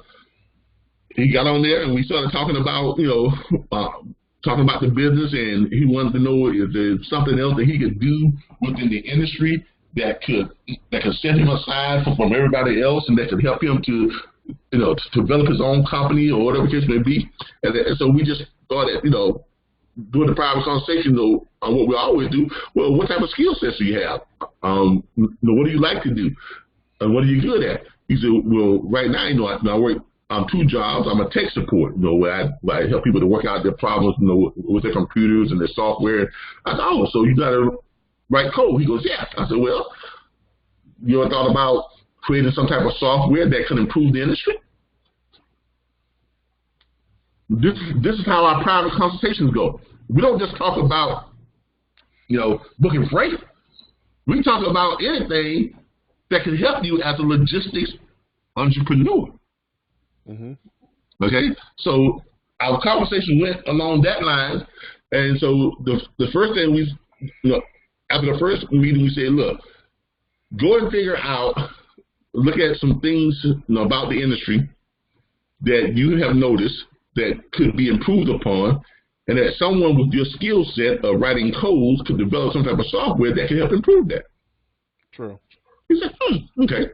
So he went looking at some stuff, different things, and the second meeting we discussed, well, it would help if someone could do something about these load boards, because it just takes so much time, searching load boards and trying to figure out what the loads are paying and looking up the ones that's paying the amounts of money. Because the first thing we looked at was trying to make it to where we looked at him creating a load board where every load showed the money. Mm-hmm. Okay. Then we realized that might be kind of difficult to do, because we're actually trying to work on a load board, to our own load board, but we're running into the difficulties is how do you? There's a lot of companies out there, a lot of shippers out there, and a lot of brokers out there that don't want to post what they're paying on the loads. They want a person to call them. Yep.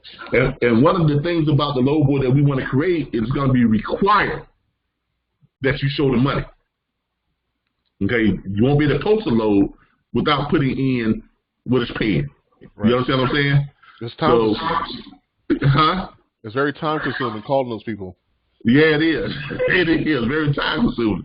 So we realized that would be kind of difficult to implement. So he said, well, what if you can just, so then we talked about, what if you can just take the loads that are already showing the money and just be able to calculate and coincide them with what you were looking for.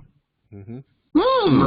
But putting the money out there all the time doesn't look good on a broker either, because they might got a period that they're running cheap freight at the same time. Well, I mean, everybody knows that cheap freight is a necessary evil in this industry.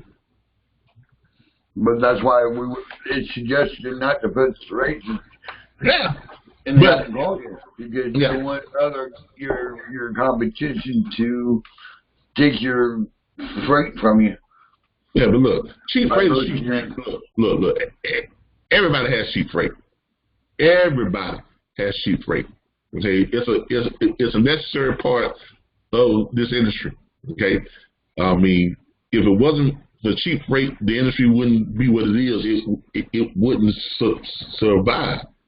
Mm-hmm. And y'all got to realize that. Carriers got to realize that. I know everybody wants what they want, but you got to look at the industry as a whole. What are you going to do? You're going to sacrifice the entire industry to make every load a high dollar paying load?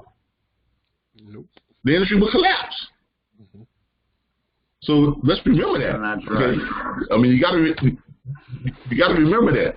And everyone has to understand that. Now, just because you can't run cheap freight, that don't mean that somebody can't. Right. But another thing, if you don't keep prices on loads, you can call those brokers. It might be higher than what you think it is. Correct? Yeah, it's true, because the other day in Philly or Pennsylvania, I had went on a load board and I saw 2 in-state pickups, less than 40-something miles, and it was paying $500 each. Yeah. Yep. That's common. 40-something miles. That's common. Yeah, I mean, you're fine. Look, what's my thing? Short runs pay higher rates per mile, right? You're right. And I checked that out. And if you piece together short runs, you can have a great day.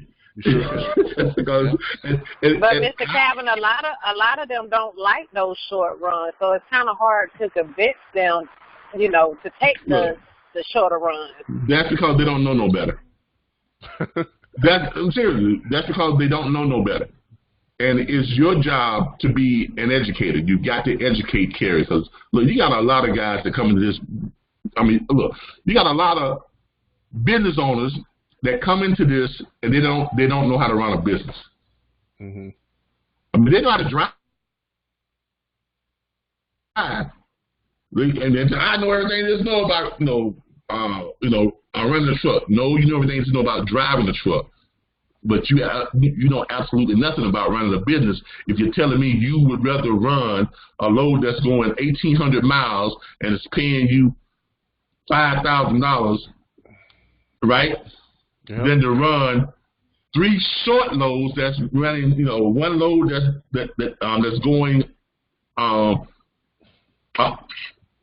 39 miles and paying $350, and then you pick up another load that's going 79 miles that's paying $680, and you pick up another load that's going 104 miles and it pays $860. Mm-hmm. But you rather run that one 1,800-mile run for $5,000. That's crazy. Because those 3 short loads like that, you can run them all in one day and still have 4 hours up on your drive time. You got enough time to run them, go home, and shut down. Yep. Right? Yep. Or go park the truck in a hotel room and shut down. Or run those loads all week, 5 days a week. That's almost $1,800 a day for 5 days a week. You done made yourself about almost 10 grand. Right? Yep, in state. So even if you're not even in this area of where you live, you got enough money to go park your truck at a secure location, jump on your doggone plane, fly home, and chill for the weekend. True. And you still retain more money than you would driving that doggone truck 1,800 miles, which is going to take you, approximately 3 days to make that run. Yep. Come on, people. And sometimes, like, when you looking at the load board, when you have people doing those long haul runs, and they want you to give them a return trip, and there's nothing there. No. So you lose out. Exactly. I mean, you're gonna lose out look. Short runs they're better. I don't care how you cut it. I don't care how you look at them. Mm-hmm. Short runs will always pay you out more cumulative than you would if you're running long runs. Because long runs, first of all, you got to spend more money on fuel. On those short runs that I was just telling you about, you got to spend maybe $400 for the week on fuel. Mm-hmm. Versus that one long run, you got to spend almost $1,700 on your fuel. So that's $5,000 minus what? $1,200 to $1,700 that's going to come off of that. Mm-hmm. So you ain't got $5,000. Right? Yeah. Not to mention you got to shut down at least 3 times on your 10-hour breaks, which means you're going to spend money on what? Food, whatever you're doing. I mean, come on, man. More wear and tear on your truck. Yep. By the time it's all over and said and done, you'll take it home out of that $5,000, what, 3? If that. Yep. Yeah. But you're going to tell me that those long runs are better than running them 3 little short runs every day. You probably and bring home almost $1,800 a day. Come on. Now, how do I know this? Because my last year driving as owner-operator, for 9-10 months, I ran that short one. I ran on that exact route here in Florida. Tallahassee, Coca-Cola run to Live Oak was 39 miles, like $350. From Live Oak to Alachua was a bottled water run, 79 miles, $680. From Alachua back to Tallahassee, Coca-Cola run again, 104 miles, $860. Add them up. Yeah. Back home, in my hometown, at the end of the day, park my truck, go home, chill. Bake me some dinner, go to sleep, get back up about 4 in the morning, grab that Coca-Cola run it back up to what? Live Oak, start my day all over again. 5 days a week. Wow. Now, the first 2 runs were Warner loads. No, I take that back. The first run was a Warner load. The second run was any of y'all remember the broker, what was the brokerage firm? I can't think of the name of the brokerage firm right now, but it was from a different brokerage firm. And then the last run was a Warner run. So I basically just pieced together 3 separate loads and created my own little dedicated route. And those loads picked up every day, Monday through Friday. This might sound crazy to you, Kevin, but it might be a dumb question. As a carrier, do you C.H. Robinson? C.H. Robinson. I'm sorry, that was a brokerage firm back then. Yeah, but you were saying as a carrier, what now? This may sound stupid, but do the carrier have to load the truck or the people load? Sometimes. No. Carrier doesn't use a load. Sometimes the carrier has to unload. What? And very seldom do a carrier have to load the truck. But a lot of times the carrier will have to pay for the loading. They'll pay a lumper. What? Oh, okay. Oh, wow. Yeah, you got lumper fees. I know that. Now, can lumper fees be added into your fee pay? Yeah, they can be added. You can do what's called your lumper fee with your broker. And then what the broker will do, they'll have the carrier to write what do you call those checks? Those com checks. Com checks. Yeah, they issue some com checks, authorizations out to the carrier. Every owner-operator carries com checks with them, but you get the authorization code from your broker or from whoever it is you can load from. So you can get your authorization code from the broker, so it comes out of that broker's end. You get it? Okay. Thank you. And normally you don't get carrier don't have to load; it's just unloading, and then you have lumber. Yeah, lumber break down in pallets or whatever. Yeah, it varies on products and stuff. There are some cases where carriers, very seldom, will the carrier have to unload their own truck. Where that usually comes into play is you got these side loading trucks where you got the Coca-Cola, beer run, that type of stuff. Where you're doing local stuff, you know what I mean? Okay. But you got to go into the store and put it into the freezer and, stock off it. You get a lot of those that's running, has those type of loads a lot. Water trucks have those loads sometimes. You'll see them where they carriers have to get off and unload the truck with their little thing. Family Dollar. Yeah. The Family Dollar, Dollar General. Dollar General. Yeah, I live by a Dollar General. I saw that type of stuff. Yeah. Okay. But usually the guys that you all are dealing with, no. They either pay a lumper or they are not responsible for unloading. Okay. And do you have some type of formula that you use, or from experience, where if a person picking up a tractor trailer that weighs 30,000 pounds, how long is that going to take that driver to get that the carrier to get that equipment off that flatbed or something? Flatbeds are easy. Flatbed, it's just a flatbed takes about what, half hour? Because look, flatbed is easy. Okay, loading and unloading. Okay, the biggest part about flatbed is properly tying it down and securing the load. Securing the load will take you more time than it takes to load the load. So the flatbed, they're gonna come out with a forklift, drop it. Get another forklift, drop it until it's loaded up. Then you got to be responsible for what? Securing the load. Oh, okay. Okay. Now, dry van and reefers, that's a different thing. Okay. Dry vans, you could back up and you could be there.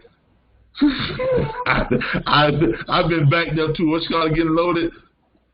It's taking 5-6 hours. Right. Oh, wow. But there's something called what? Detention time. Detention pay. Something called detention pay. If you're there longer than 2 hours, they start paying you by the hour on the time you've been there. And that could be, I've seen that as high as $100 to $150 an hour. Actually, I've seen one that had it like $200 an hour. Okay. That was one time. And that was like some underground facility we did way up in, I think, Arizona somewhere. Missouri?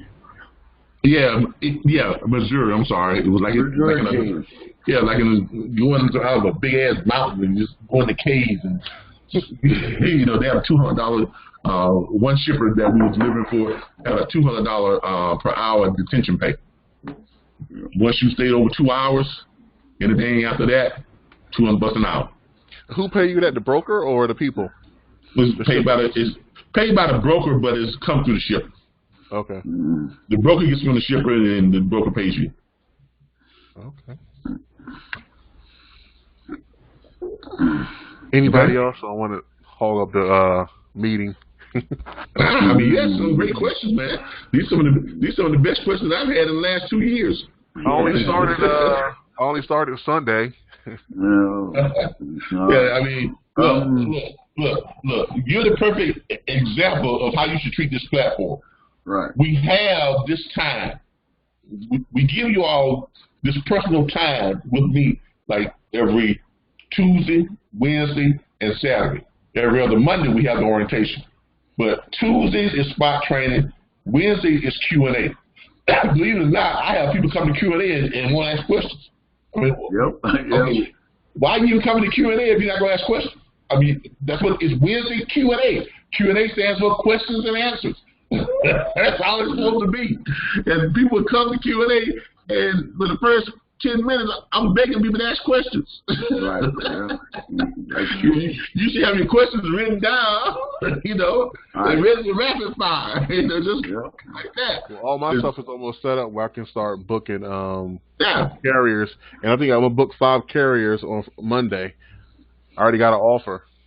Look, so the only thing you got to take advantage of it. Take advantage of it. Now, make sure you review the video that's on the follow-up call. Oh, yeah, I did it already. Yeah. All about attitude. Okay. Yeah. Okay. Make sure you watch that video, because remember, if you make 10 phone calls and you pitch 10 carriers, you may get 7 of them. If you get the pitch, you're gonna get 7 of them. Say, yeah, shoot me the dispatch agreement. But only maybe 2 of them is gonna return it. So his own trucking company. Yeah. Yeah. So 20 drivers he got. Hey, that's great. You know, that's like having 20 owner operators. Yep. Yeah. I mean, now look, you ain't gonna be able to dispatch all of them.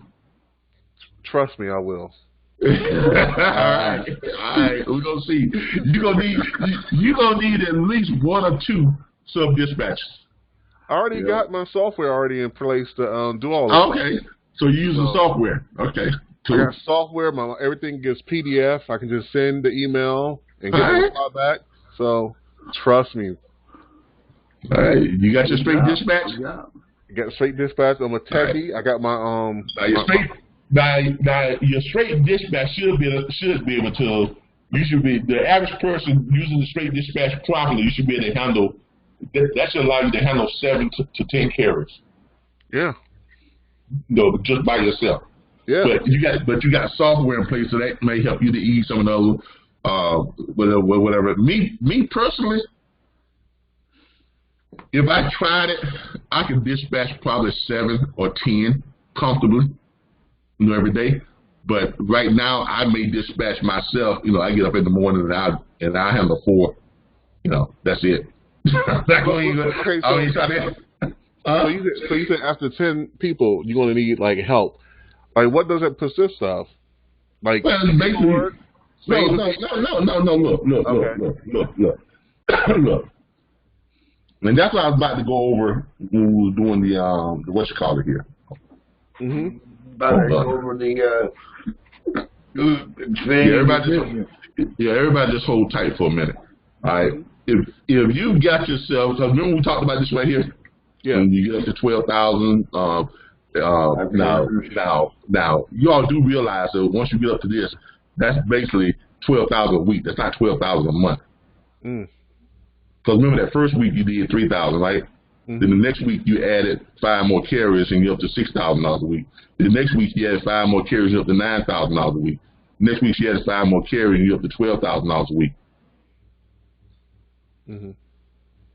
Now that's your first month.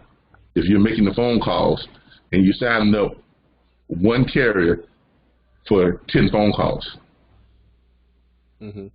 5 days a week. You ain't working hard, but you're being proficient. You're good at what you do. You're learning the script. You're good at what you do, and you're making the phone calls and you're signing up the carriers and you're booking them 4 loads per week. Now this is where you're gonna need help in booking the load, because if you've got 5, 10, 15, 20 carriers and you got to book them 4 loads per week, right? Now remember, in booking loads, in booking freight, you have a window.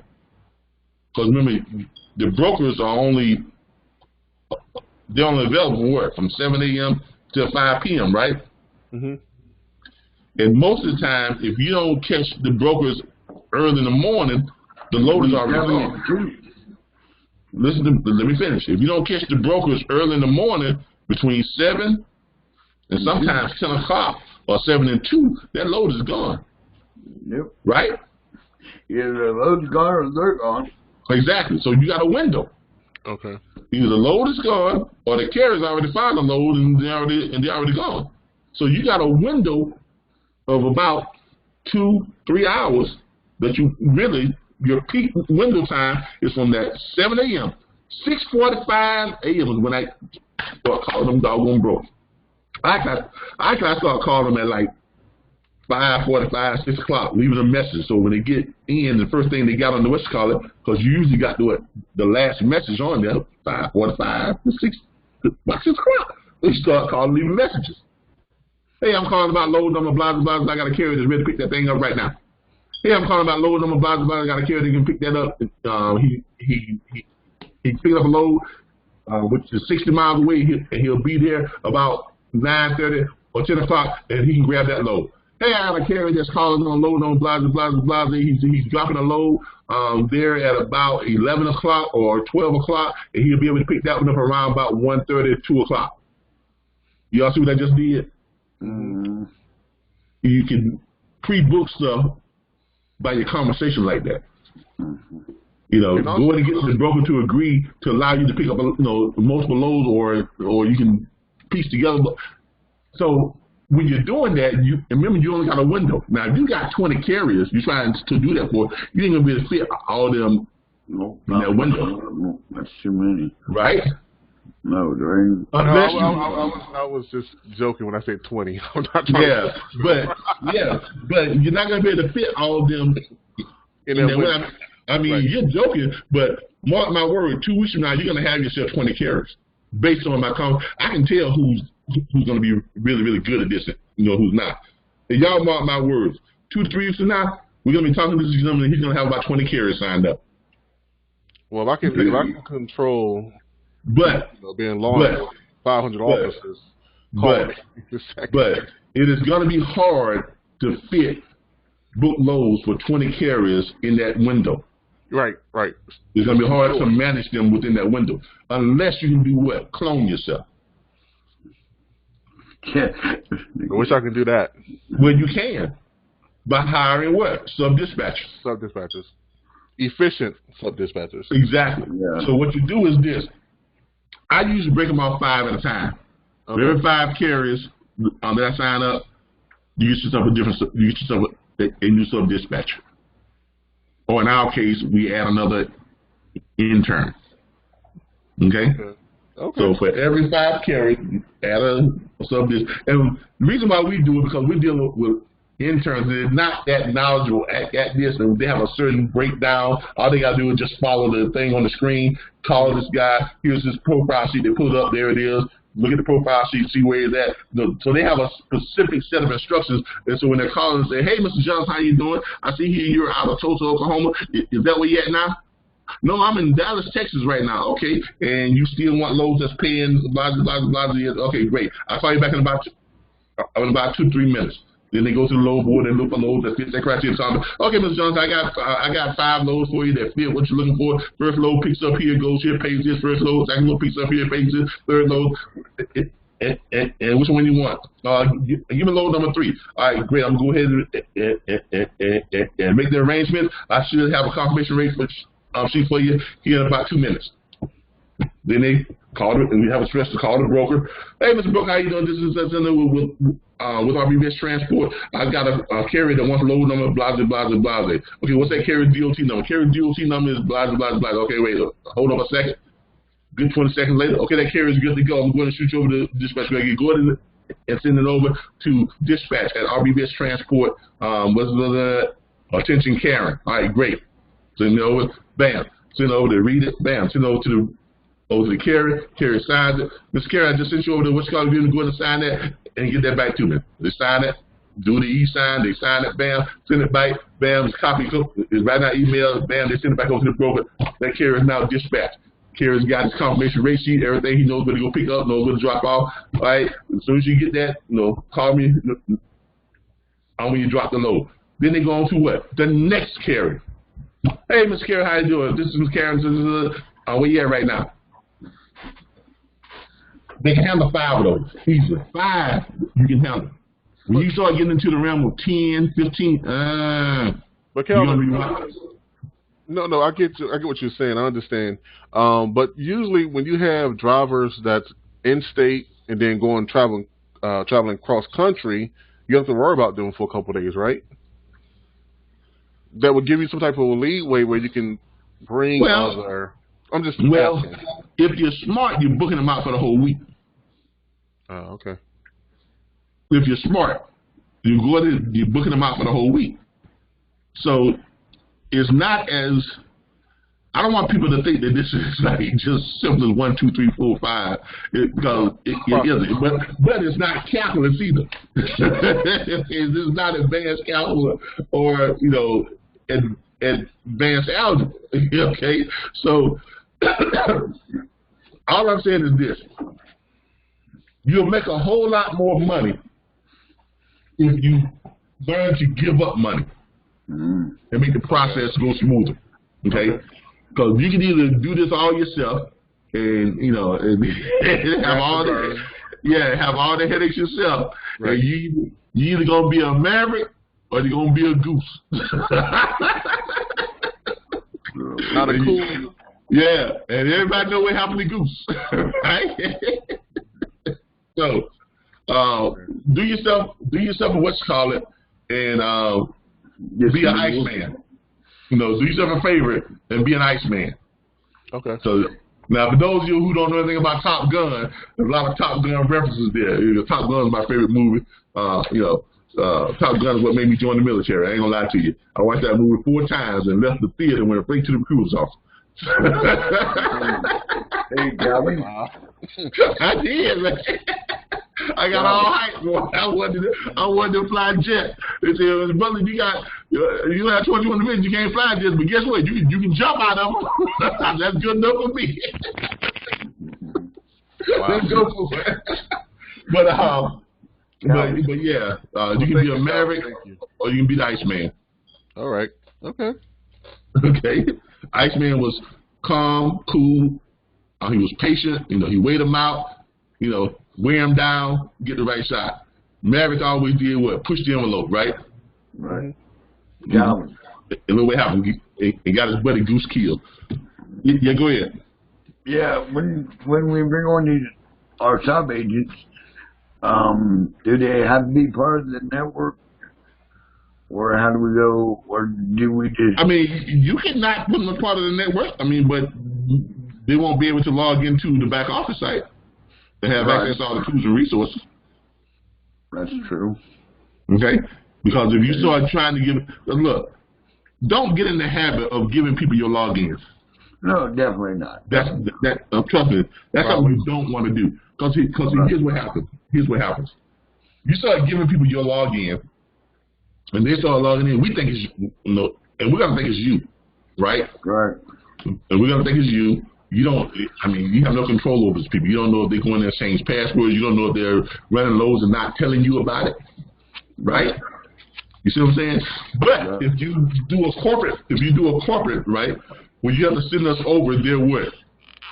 Profile. Their name, their email address, their cell phone number, and we have to set them up with their own account, but under your corporate name. Yeah, okay. You see what I'm saying? They got their own login. Right. But it's under your corporate name. Right. Right? So you have much more control. They can't come in and do anything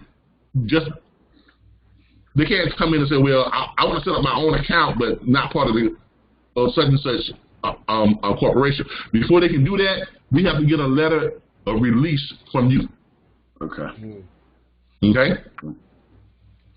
But everything else is going to be done under your corporate heading, right? So in our file system, if you ever have a problem in trust and say, well, how many times such and such log in and which carriers do they have on the and all that type of stuff, this is and that, you can be able to track that type of stuff. Versus just out there running underneath your and you don't know what they're doing. Okay?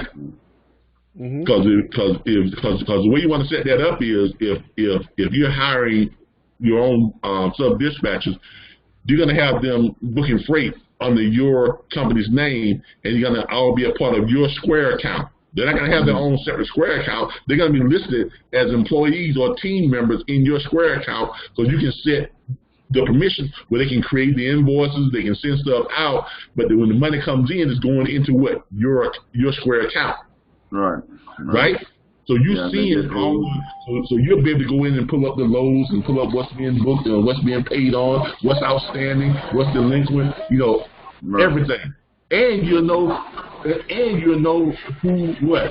who initiated it, so you'll know which dispatcher initiated that. Why? Because it's going to be under what? That team member's name. Right. And Kevin, I don't use Square, I use PayPal, it works the same way. Nah, it doesn't. Well, to me. Look. But same features to me. I have a problem with Square. They not working. I have a problem with PayPal. Remember that lawsuit with PayPal? I had to pay like $24 million.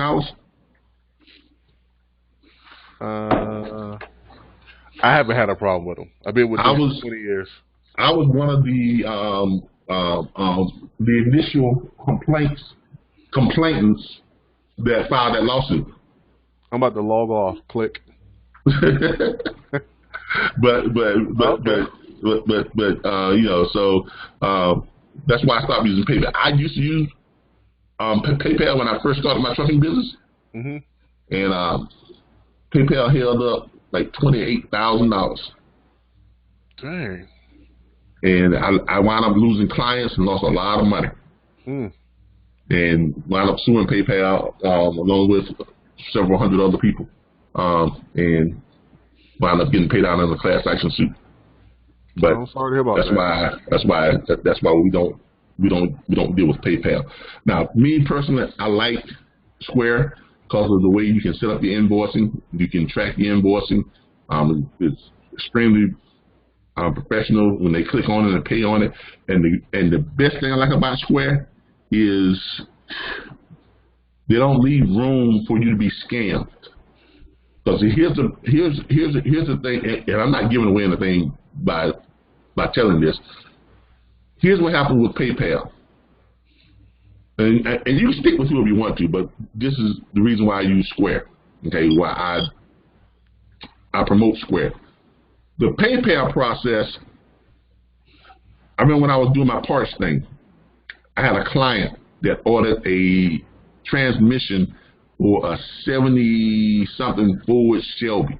Very hard to find transmission. I mean, he had looked all over the place, couldn't find it, the whole thing nowhere. He came to us, we found it. It was an expensive transmission. It was about $7,000. Okay, we found it from a supplier somewhere in Missouri or somewhere or another, and it was costing us about $5,500. So we tacked on $1,500 and made it right around $7,000, $6,800 or somewhere at that. All right. Now through PayPal, this is how this works. He pays, we pay the supplier. Supplier drop ships it directly to the customer. Right. The supplier arranged for that thing to be flatbedded out, which means there has to be signatures when the flatbedder comes out and deliver that thing. Flatbedder went out and they delivered it. He signed for it. Flatbedder released it to him, right? Dropped it off. Flatbed got the receipt, went back home, whatever the case may be. The very next day, the customer calls PayPal and says that he never received his transmission. Right? Instead of PayPal doing a little due diligence and checking with the delivery company, what does PayPal does? They immediately side with the customer and freezes our accounts. Oh, wow. And sends us something in that we need to pay the customer back a refund of what? $7,000. Oh. So we call up the shipper. The supplier says, no, we've got a receipt from the courier that it was signed for. Okay, well, shoot us on the receipt. Now, PayPal could have done this, right? True. PayPal could have done this. Shoot us a receipt. Now, in the meantime, guess what PayPal has done? They refunded the client's money. So PayPal is giving him back his money, even though he has the doggone transmission, and now he's got his money back. And now PayPal wants us to pay them, what, $7,000.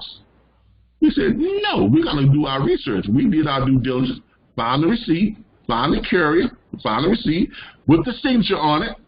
And it's one of those electronic type signatures. You see what I'm saying? Where they grab the pad and thing, they got to sign up, you know what I'm saying, when you deliver something? Yep. They got to sign up, this and that, and it records not only the signature, but those electronic things records, they have GPS on them. Right. It records the location. Right. So if PayPal had just did that, they would have found out that no, you got it, you received it, you signed for it, it's at the exact same locale you put on the what's so no. So PayPal was out what, $7,000, but PayPal wants to recover that from us, and they won't release. They put a hold on our account. Our account had almost $36,000 in it at the time. Wow. That we couldn't do anything with. We couldn't pay anybody. We couldn't draw money out of it. And that went on for almost a year. Ooh.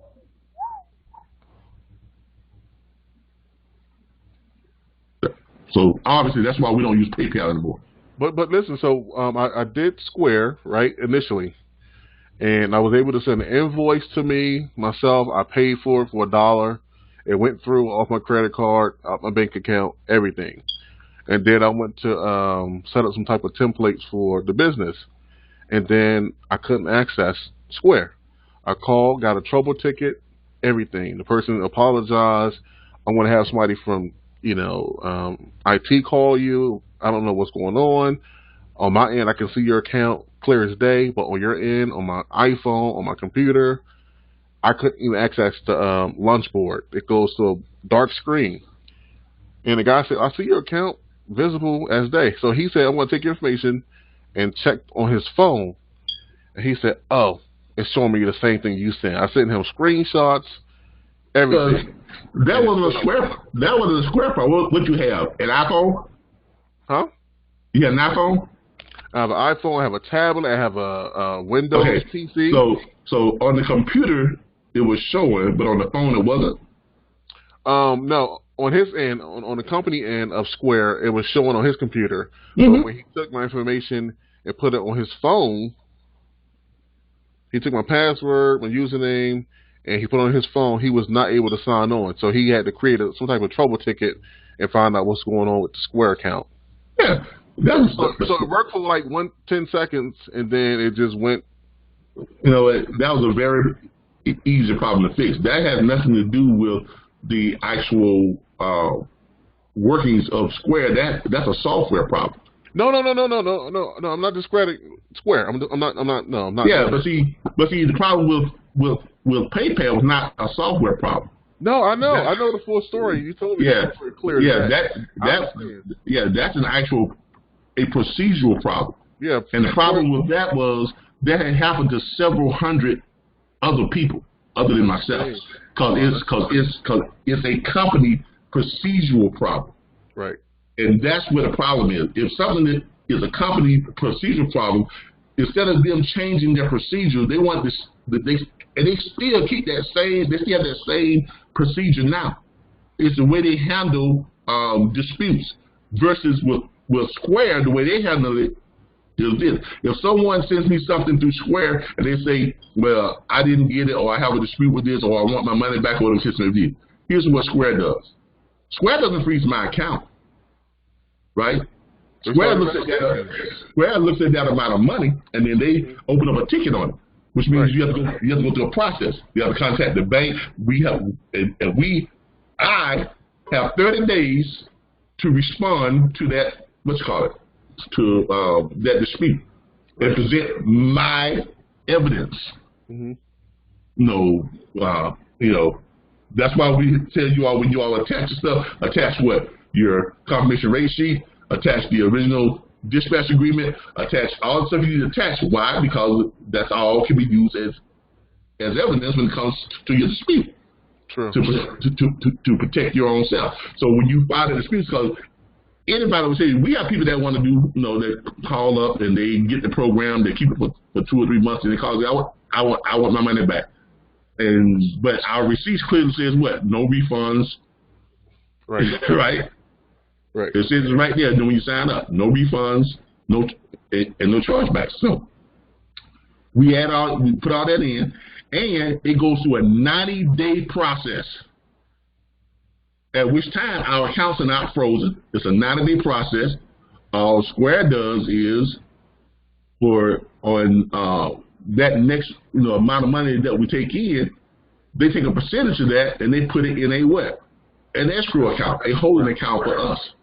Now, if Square after 90 days, if Square determines that customer gets their money back, then after 90 days, then Square does what? Square then releases that money to them. Okay. Now, we've had, in the last 3 years, we've had 15 disputes. We've only paid 2 back that Square determined that we should pay it back. Okay. You see what I'm saying? So yes. The process, that's what I mean by the process. And you as a business owner, you need to be protected. True. PayPal is not going to protect you. Okay. I mean, that's all I'm saying. Now, you can, if you like the PayPal's No. I'll go back with Square and see what the I problem. mean, look, if you like the PayPal process, great, stick with them. But I'm telling you, play with fire long enough, you're gonna get burned. I believe it. Thanks for the info. That's information. Yeah, I just happen to like the Square process. It's a more fair process to the business owner. Right. PayPal, their process is heavily in favor of the customer. Which is bad. Which is bad for a business owner because, for them to hold up that much money, which is, I was like, you know how much that hurt our business? That literally almost put us out of, matter of fact, our parts business, that's what put us out of business for almost 2 years. And then we finally revamped and bounced back with Square, and that's why we have our parts business now with the P4L Parts for Less and the P4L Corporation. Okay, that's another business that my wife and I run, but that's doing great now on the Square. Okay. Thank you. And it makes it easier for you to add employees to your Square account, to where they can take payments and all this type of stuff without having access to your money. True. And you can keep track of who's taking payments and all. And then you got all the great the point of sale stuff is great. Right. People walk in and want to pay you with for what it costs. I haven't seen a better platform than Square.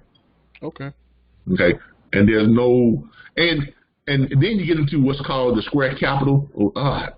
And look, I can't even look. I'm gonna show you all something that I normally don't show people. You get into what's called Square Capital. Okay. Show y'all something here real quick. Wrong place. Get into what's called Square Capital. Square Capital, what that is let's say you're doing business, your normal business, whatever. Square sees that you're bringing in X amount of money, each and every month or each and every week, or whatever the case may be. Square will then make you a Square Capital loan to offer. Okay. Oh, okay. And the great part about it is they'll start you off low with around about like $2,500, and each time you pay it down, they offer you more and more money based on your revenue. Okay, it's based on your revenue. It's called the Square Capital. So they'll offer you more and more money based on your revenue. Okay. Now the great thing about this, we just got another Square Capital loan. Okay? I think this is our 5th. Right? And we just got it. It was for like 12 grand. All right. The first one we got was like 3 grand. Then we got one for like 5 grand. Then we got one for like 7 or 8 grand. Then we got one for 10 grand. And the last one we got was like 12 grand. But here's what happened is this. Square will make you an offer for that. Let's say Square sees you're bringing in 3 grand a week or 4 grand a week. Okay. They'll make you a loan offer for 3 grand, right? But they make you that loan offer. If you accept it, you pay it back from a percentage of each of your transactions. You're not put up on like a set monthly payment thing. You have a certain amount that has to be paid within every 3 months. It may be $150.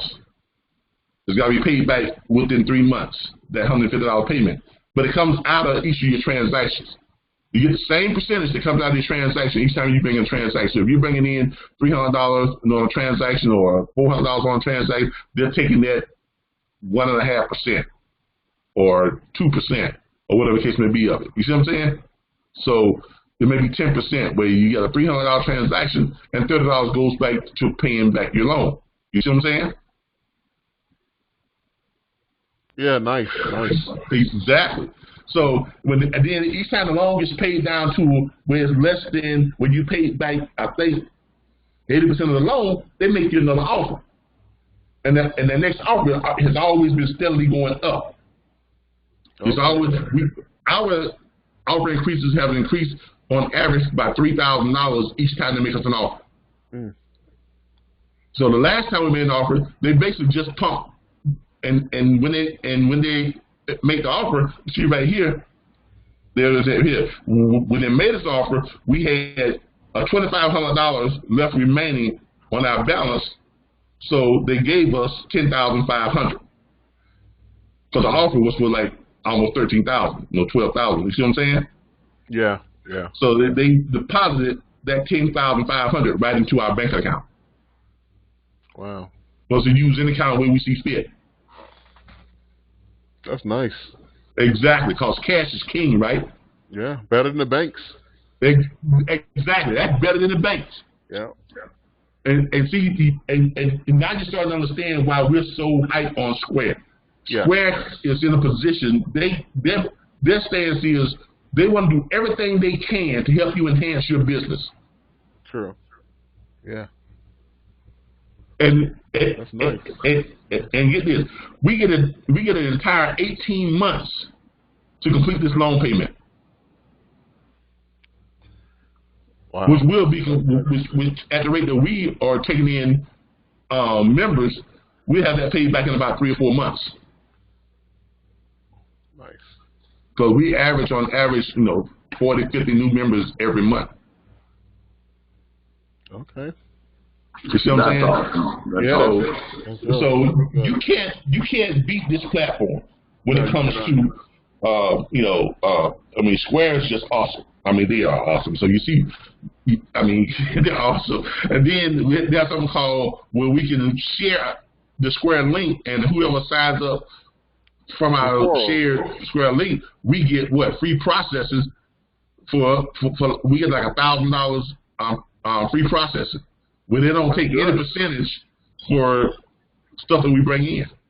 So for every person that signs up in our Square account from our Square link, we get free processing. We get $1,000 of free processing. That's good. So if we have 10 people that sign up, we just got $10,000 of free processing. Oh, okay. So when we sign up on a platform, the individual platform, that was linked to your account? What? When you sign up on an individual platform? When you sign up on an individual platform, and then when you come in and you sign up for your own Square account, okay, cool. Because we give y'all a link to go sign up for. Oh, yeah, I saw that link. Yeah. On your Facebook. Yeah, for your Square account. What is that? What is that under? It's under. It's not Square Retail. It's under free processing. Okay. It's on your Facebook page too. Yeah, we got it on our Facebook page. We got it all over the place. Or it's on my settings. That's right. It's on the settings. It's on account settings. Then you have to go down to get free processing. There it is right there. Mm-hmm. And there's a link. And we just share this link. We can either tweet it, we can share it on Facebook, we can copy the link and put it out there. We copy the link, and we take it there and I can just share it, like right here.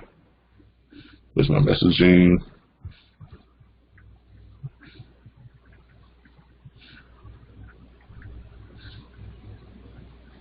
Did I get it in there right? Yeah, there it is. Bam. Mm-hmm. As you all see, when you click on it, it takes you right over. You can sign up for Square. And each time someone signs up on that link, we get $1,000 free process. Look, you cannot beat Square. I've looked at a lot of platforms. I've looked at, I had PayPal for a while. I've looked at I looked at QuickBooks. I've looked at, there's a whole bunch of other ones out there. But when it's all said and done, with all the stuff that Square offers you, can't beat it. Right. Can't beat it. Nice. Yeah, Thank you, Calvin, for the information. But anyway, and that's why we're here. We're here because this platform is more than just, we don't do a class or a course.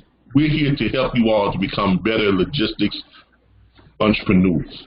Okay, that's the whole purpose of our platform. Okay, that's the whole purpose of the way we're set up. Okay, we're not just here to just give you some classes on how to quote lane rates and how to do this, how to do that. We're here to show you all how to become more effective, more successful, and more productive logistics entrepreneurs. Okay, and that's in every aspect of this whole business thing. Now, all right, everybody. With that being said, we're gonna close this out. I hadn't planned on being on here that long today, but hopefully we was able to explain to you all, how to survive the storm that's coming up, with these winter months and things like this and that. We showed y'all some examples of how the rates are great right now for north to north. Why? Because that's where the trend is going for this winter. Now you'll notice that the rates on the south side, and they're still decent, but they're not as good as they are right now north to north. Okay, and you'll see the rates in the south start to get a little bit worse and worse and worse and worse as the winter goes on. Now, the one way you can compensate that on the southern side is look for those short runs. Okay, even in states like Florida, okay, you can piece together short runs and still make yourself. I would still say through the entire winter, if you deal with short runs and you piece together 2 to 3 short runs that you can run in a day and run them every day, you'll be able to get. Your carriers will be able to make minimum $1,000 a day. All right. That's nice. Okay? In some cases, you can probably go as high as $1,500 to close to $1,700 a day. But I feel safe in saying that if you piece together those short runs, you can have your carriers earning $1,000 a day. Okay, nice. Okay? All right, thank you, sir. All right. Have a good day. Y'all have a great day. I look forward to seeing y'all back here on this Monday. We will be having our orientation because it's every other Monday, and the next Monday we won't. Now, on the 9th, we won't be having any, there won't be a Saturday, my wife and I are going to we're buying a new home, and we're going to this new real estate symposium where we attend. We get like $5,000 off of closing costs and home discounts for us looking for a home. They're sending us all these pre-approval letters and and the stuff from the banks. We have a mortgage broker and they've gotten us approved for a good little amount. So we're looking for our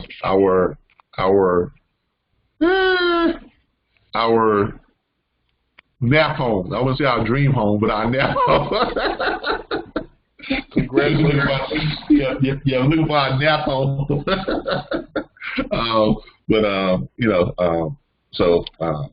If you're going to jump in, this marriage thing, you got to jump all the way in, man. So that's what we're going to be doing next Saturday, which should be the 9th, right? That next Saturday, right? Next Saturday? No, next Saturday is the 2nd. Yeah, okay. Well, we will be here next Saturday. We won't be here on the 9th. Saturday. Yeah, the following Saturday.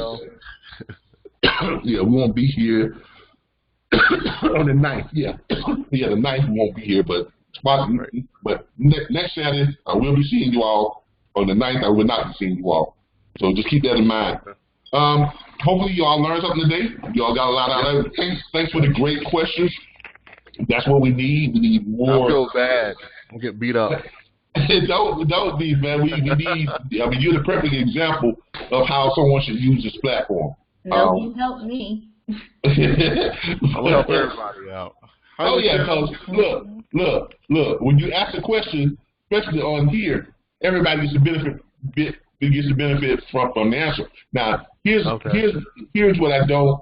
I won't say I don't like, but here's what we try to shy away from. We'll come on and we'll say, anybody got any questions? Anybody got any questions? Anybody got any questions? And this may happen today. As soon as we hang up, as soon as we get through with this, right? 15 minutes, 20 minutes, hour from now, I get a phone call. I got a question. Hey, I got a question. What you want? Yeah, I was on it, but I didn't feel comfortable asking questions on that. I was like, okay, what's your question? You have to. And then they ask the question. I said, great. Okay, and they say, one more question. Then they give them that. Okay. All right. Just one more question. Yeah. And next thing you know, we got a full blown consultation. Yep. Yep. You understand what I'm saying? Oh boy. I watch all your videos, so I know how you feel. And I'm not gonna lie to you. That's frustrating because we allot this time so that you all will have enough time to present your questions, so we can answer, so that everybody can benefit from them. True. But if you're gonna wait until to call me up after we put in 3 hours or 2.5 hours, or we put in an hour on Tuesday, an hour on Wednesday, and then 2 to 3 hours on Saturday, and then if you want to come in a private time without even scheduling a private consultation and ask questions that only you can hear the answer to, that's kind of frustrating. And selfish. Yeah, on so many levels. I didn't want to say that, but yeah, that's frustrating and selfish on so many levels. Yeah, it's selfish that you want to do it just for yourself, and it's also selfish in the fact that either I have family time. True. So, and I need to have time to actually run the business, spend time with my family. My dog went down the porch now, they're hunkered down because they're mad at me because they ain't paying no attention the last 2 hours. My wife, God bless her. I love that woman, and she puts up with a lot, with me, with this, with the student base and this and that. And every Saturday she goes over to her aunt's house or to her dad's house and take care of her dad and her brother while I'm doing this every Saturday for about 2 or 3 hours. So, or either she goes out on her runs or on her walk or whatever the case may be. Because she knows that I'm committed to doing this on Saturdays, and she runs her own business during the week, and really Saturday and Sunday that's our time. So after I shut this down on Saturdays, I try not to pick up the phone until Monday morning, because I owe that to her, and I owe that to give her that time. So you all just be mindful of that, okay? Just keep that in mind, especially sometimes when you all call up, when some of you all call up at 2 o'clock in the morning. If you all can see her face. Yeah. So just keep that in mind, all right? But Calvin, can I ask a quick question? Yes, please. That's why we're still here. Okay, so because I'm like brand new, and all of this is it's a totally new world for me. So is this call, are all Saturday calls recorded for us to go back? Because a lot of this I couldn't hear. Yeah. This is always our what's called are always recorded. I do admit that I've got about 5 videos I've got to load up from last week and the last week's one. So I've got last week's videos that I've got to load up. So I'm going to be adding about 5 or 6 videos this weekend to the back office site and to our YouTube channel. So, but they're all recorded, and usually you can either find them, you can definitely find them on YouTube. If you go to YouTube, let's go to YouTube. Okay. If you go to YouTube and go to our channel, if you go to our channel on YouTube,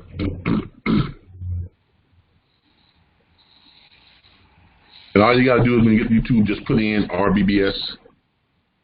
There it is right there. RBBS Logistics Learning Center. You put that in, there's our channel right here. Usually when you put that in, it's going to pull up all our videos too. But if you go to the channel, click on that, take you over to the channel. And then you click on where it says videos, right? And then you can arrange them how you want to arrange them. We have them arranged from the newest to the oldest, or you can arrange them by the most popular, or you can arrange them from the the newest date or to the oldest date. You can put the oldest one up front first, or you can put the newest ones up front first.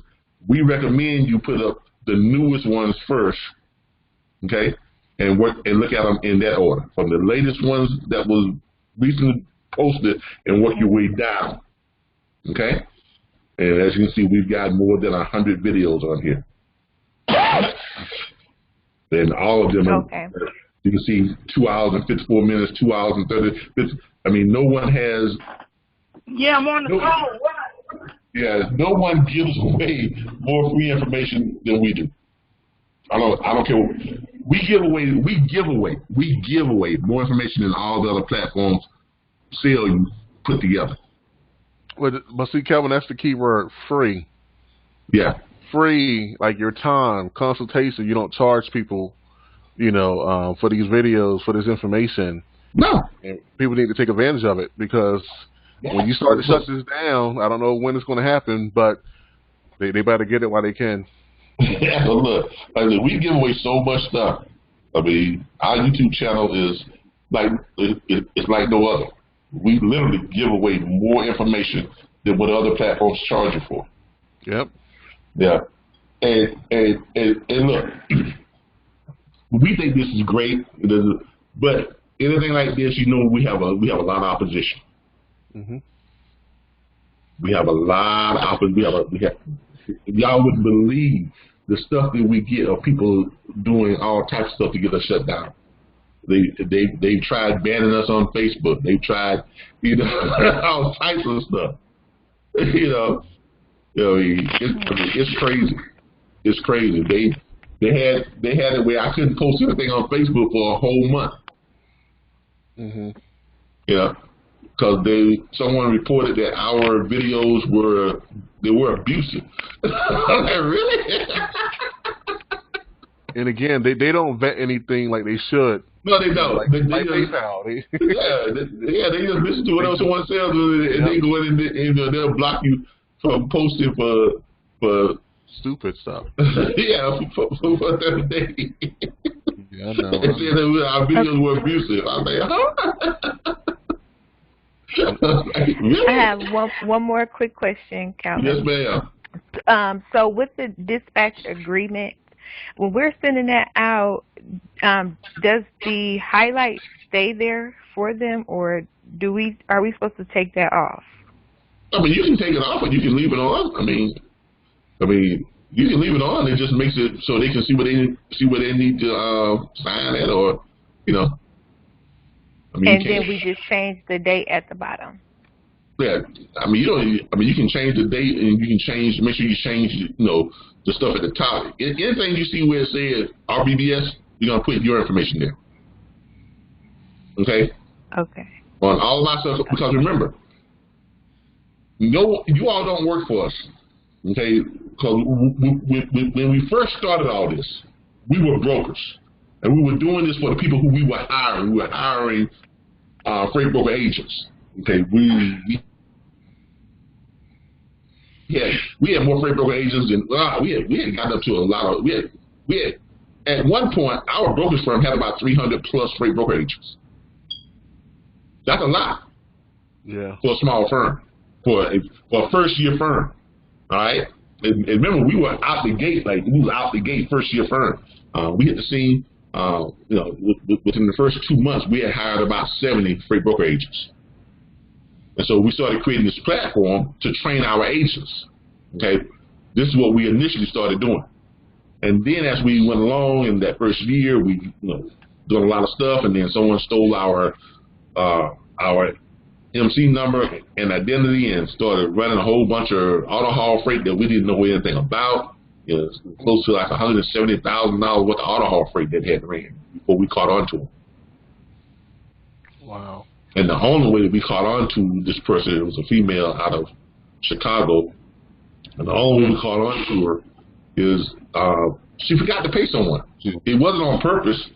She sent in the payment, but I guess the carrier had moved or changed the address, and she didn't know it. So I guess the payment never got to them, and then they reported it. And then when they reported it, of course, they had an IMC number on. So we got the thing from Federal Bond Service. Our bond service basically said that we had failed to pay a carrier. I was like, what carrier? So we started, looking up, what carrier we failed to pay? Make sure we give them a check, right? So we looked up auto hauling. We don't even do auto hauling yet. so how do we get that? So we did more investigating, and it turns out we had $170,000 that had been paid out in auto haul loads. Like, hold up. And so then we thought maybe one of our sub-dispatchers or one of our freight broker agents had, started doing auto haul, right? But we started checking, went to our did a CNTMS account and looked at all the loads and say no, and none of these loads are matching up. Where are all these loads coming from? So then we went to Central Dispatch, got access to the Central Dispatch account, which was opened up in our name, which we didn't know anything about, and we started pulling up the loads from there, and it turns out someone had set up a Central Dispatch account with our MC number, but they were having all the everything that was sent to a private email address, like a Yahoo or a Gmail email address. All our email addresses are domain, at RBBSTransport.com. You see what I'm saying? So, and then we check to see who owned that email address, and that's how we caught up with her. Wow. Yeah, she was getting paid, man. Huh? Did she get prosecuted? Oh, yes. Yeah, she did. But she wound up getting she got hit with all kind of felonies. $170,000. She got hit with, I think she wound up getting 5 years and then 5 years probation. Wow. Mr. Calvin. Yeah. I got a question. Mm-hmm. Okay, can you hear me? Yeah, okay. Okay. Yeah, okay. Talking about the straight aid, I went on direct freight and lane honey. How do I get that straight aid? How do I download that? The straight dispatch? Yes, sir. Okay. We sent you when you sign up, and we don't broadcast this off, so I'm not going to put it on here. We sent you a link that's for our members. I've seen it. Okay. Okay. I've seen it, but I can't pull it up no more. What, the link? Yeah. Mm-hmm. Go back to your original the email you got from us when you signed up. You got about 3 emails from us when you signed up. Okay. I'll go to that. Yeah. Go back. One more question. It's going to be one that says "Welcome new member," and okay. And you see the link right there. Okay.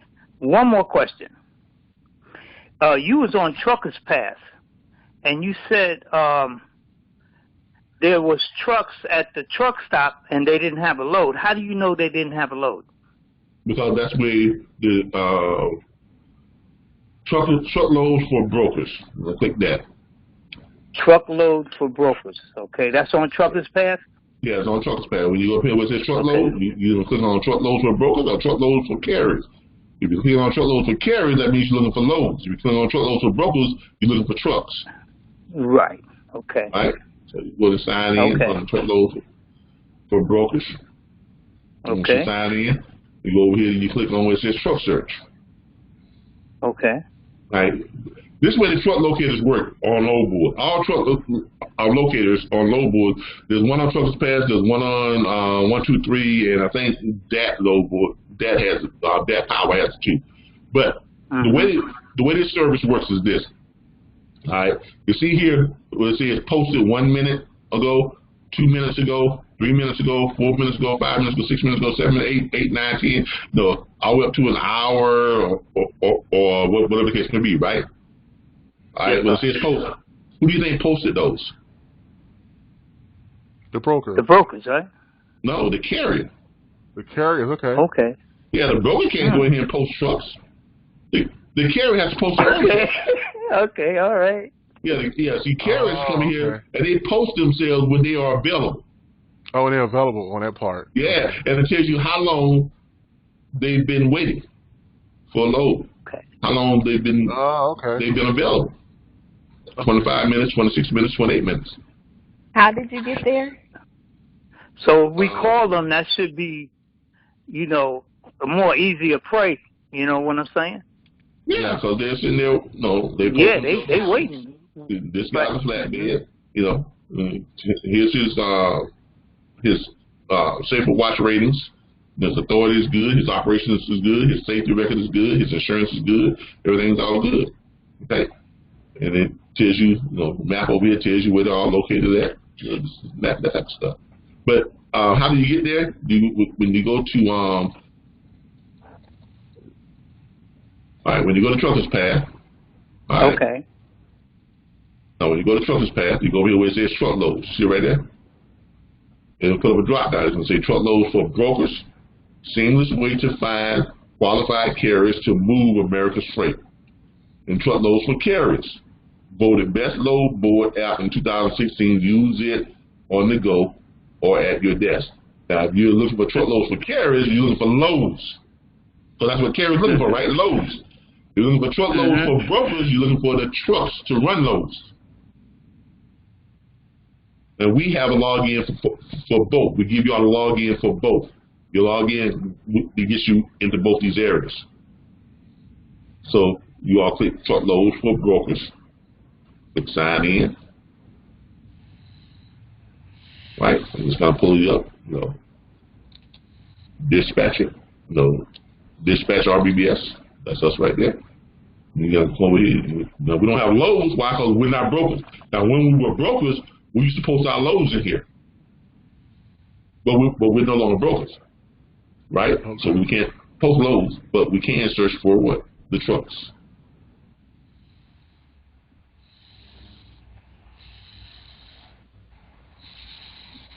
And here they come. You can pull them up by state. You can pull them up in all states. Or whatever the case may be. You want to pull them up just by states, you can pull them up by states. You can say, I'm looking for ones in California.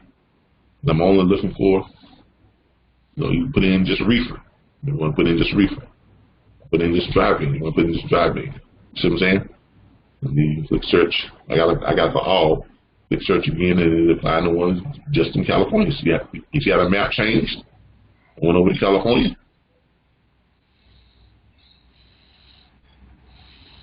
These are the ones that have made themselves available in California. You got 25 carriers that have marked themselves available and ready for a load in California.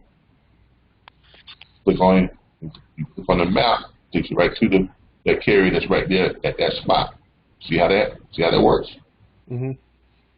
So usually, Calvin, does they pick up deliveries on Sundays or no? Very seldom. Very seldom. Very seldom, because most shippers are not open on the weekend. Every now and then you find a shipper that open on a Saturday, but most shippers are going to be, they're going to run Monday through Fridays, and they're going to shut down for weekends. So they're going to be there for the weekend, these guys. Yeah. So basically call them up and say, let me find your load. I'll leave it out Monday. You know. Easy, like the guy said, easy prey, you know? Yeah. Easy that. I like that feature, though. I like that. Yeah, great feature. I like it, too. Yeah. All right, y'all. All right, Calvin, take care. Thank you, Mr. Calvin. Appreciate you. All right. No problem. Appreciate you all. Appreciate you all. Look, see y'all here on some of you all on Monday for orientation, and then Tuesday we have spot training, and Wednesday we have Q&A, and of course on next Saturday we will be here, but the following Saturday, the 9th, we would not be here. Okay. You have a great day. I appreciate Thank you. Take care, everybody. Y'all have a great day. Thank you. Thank you.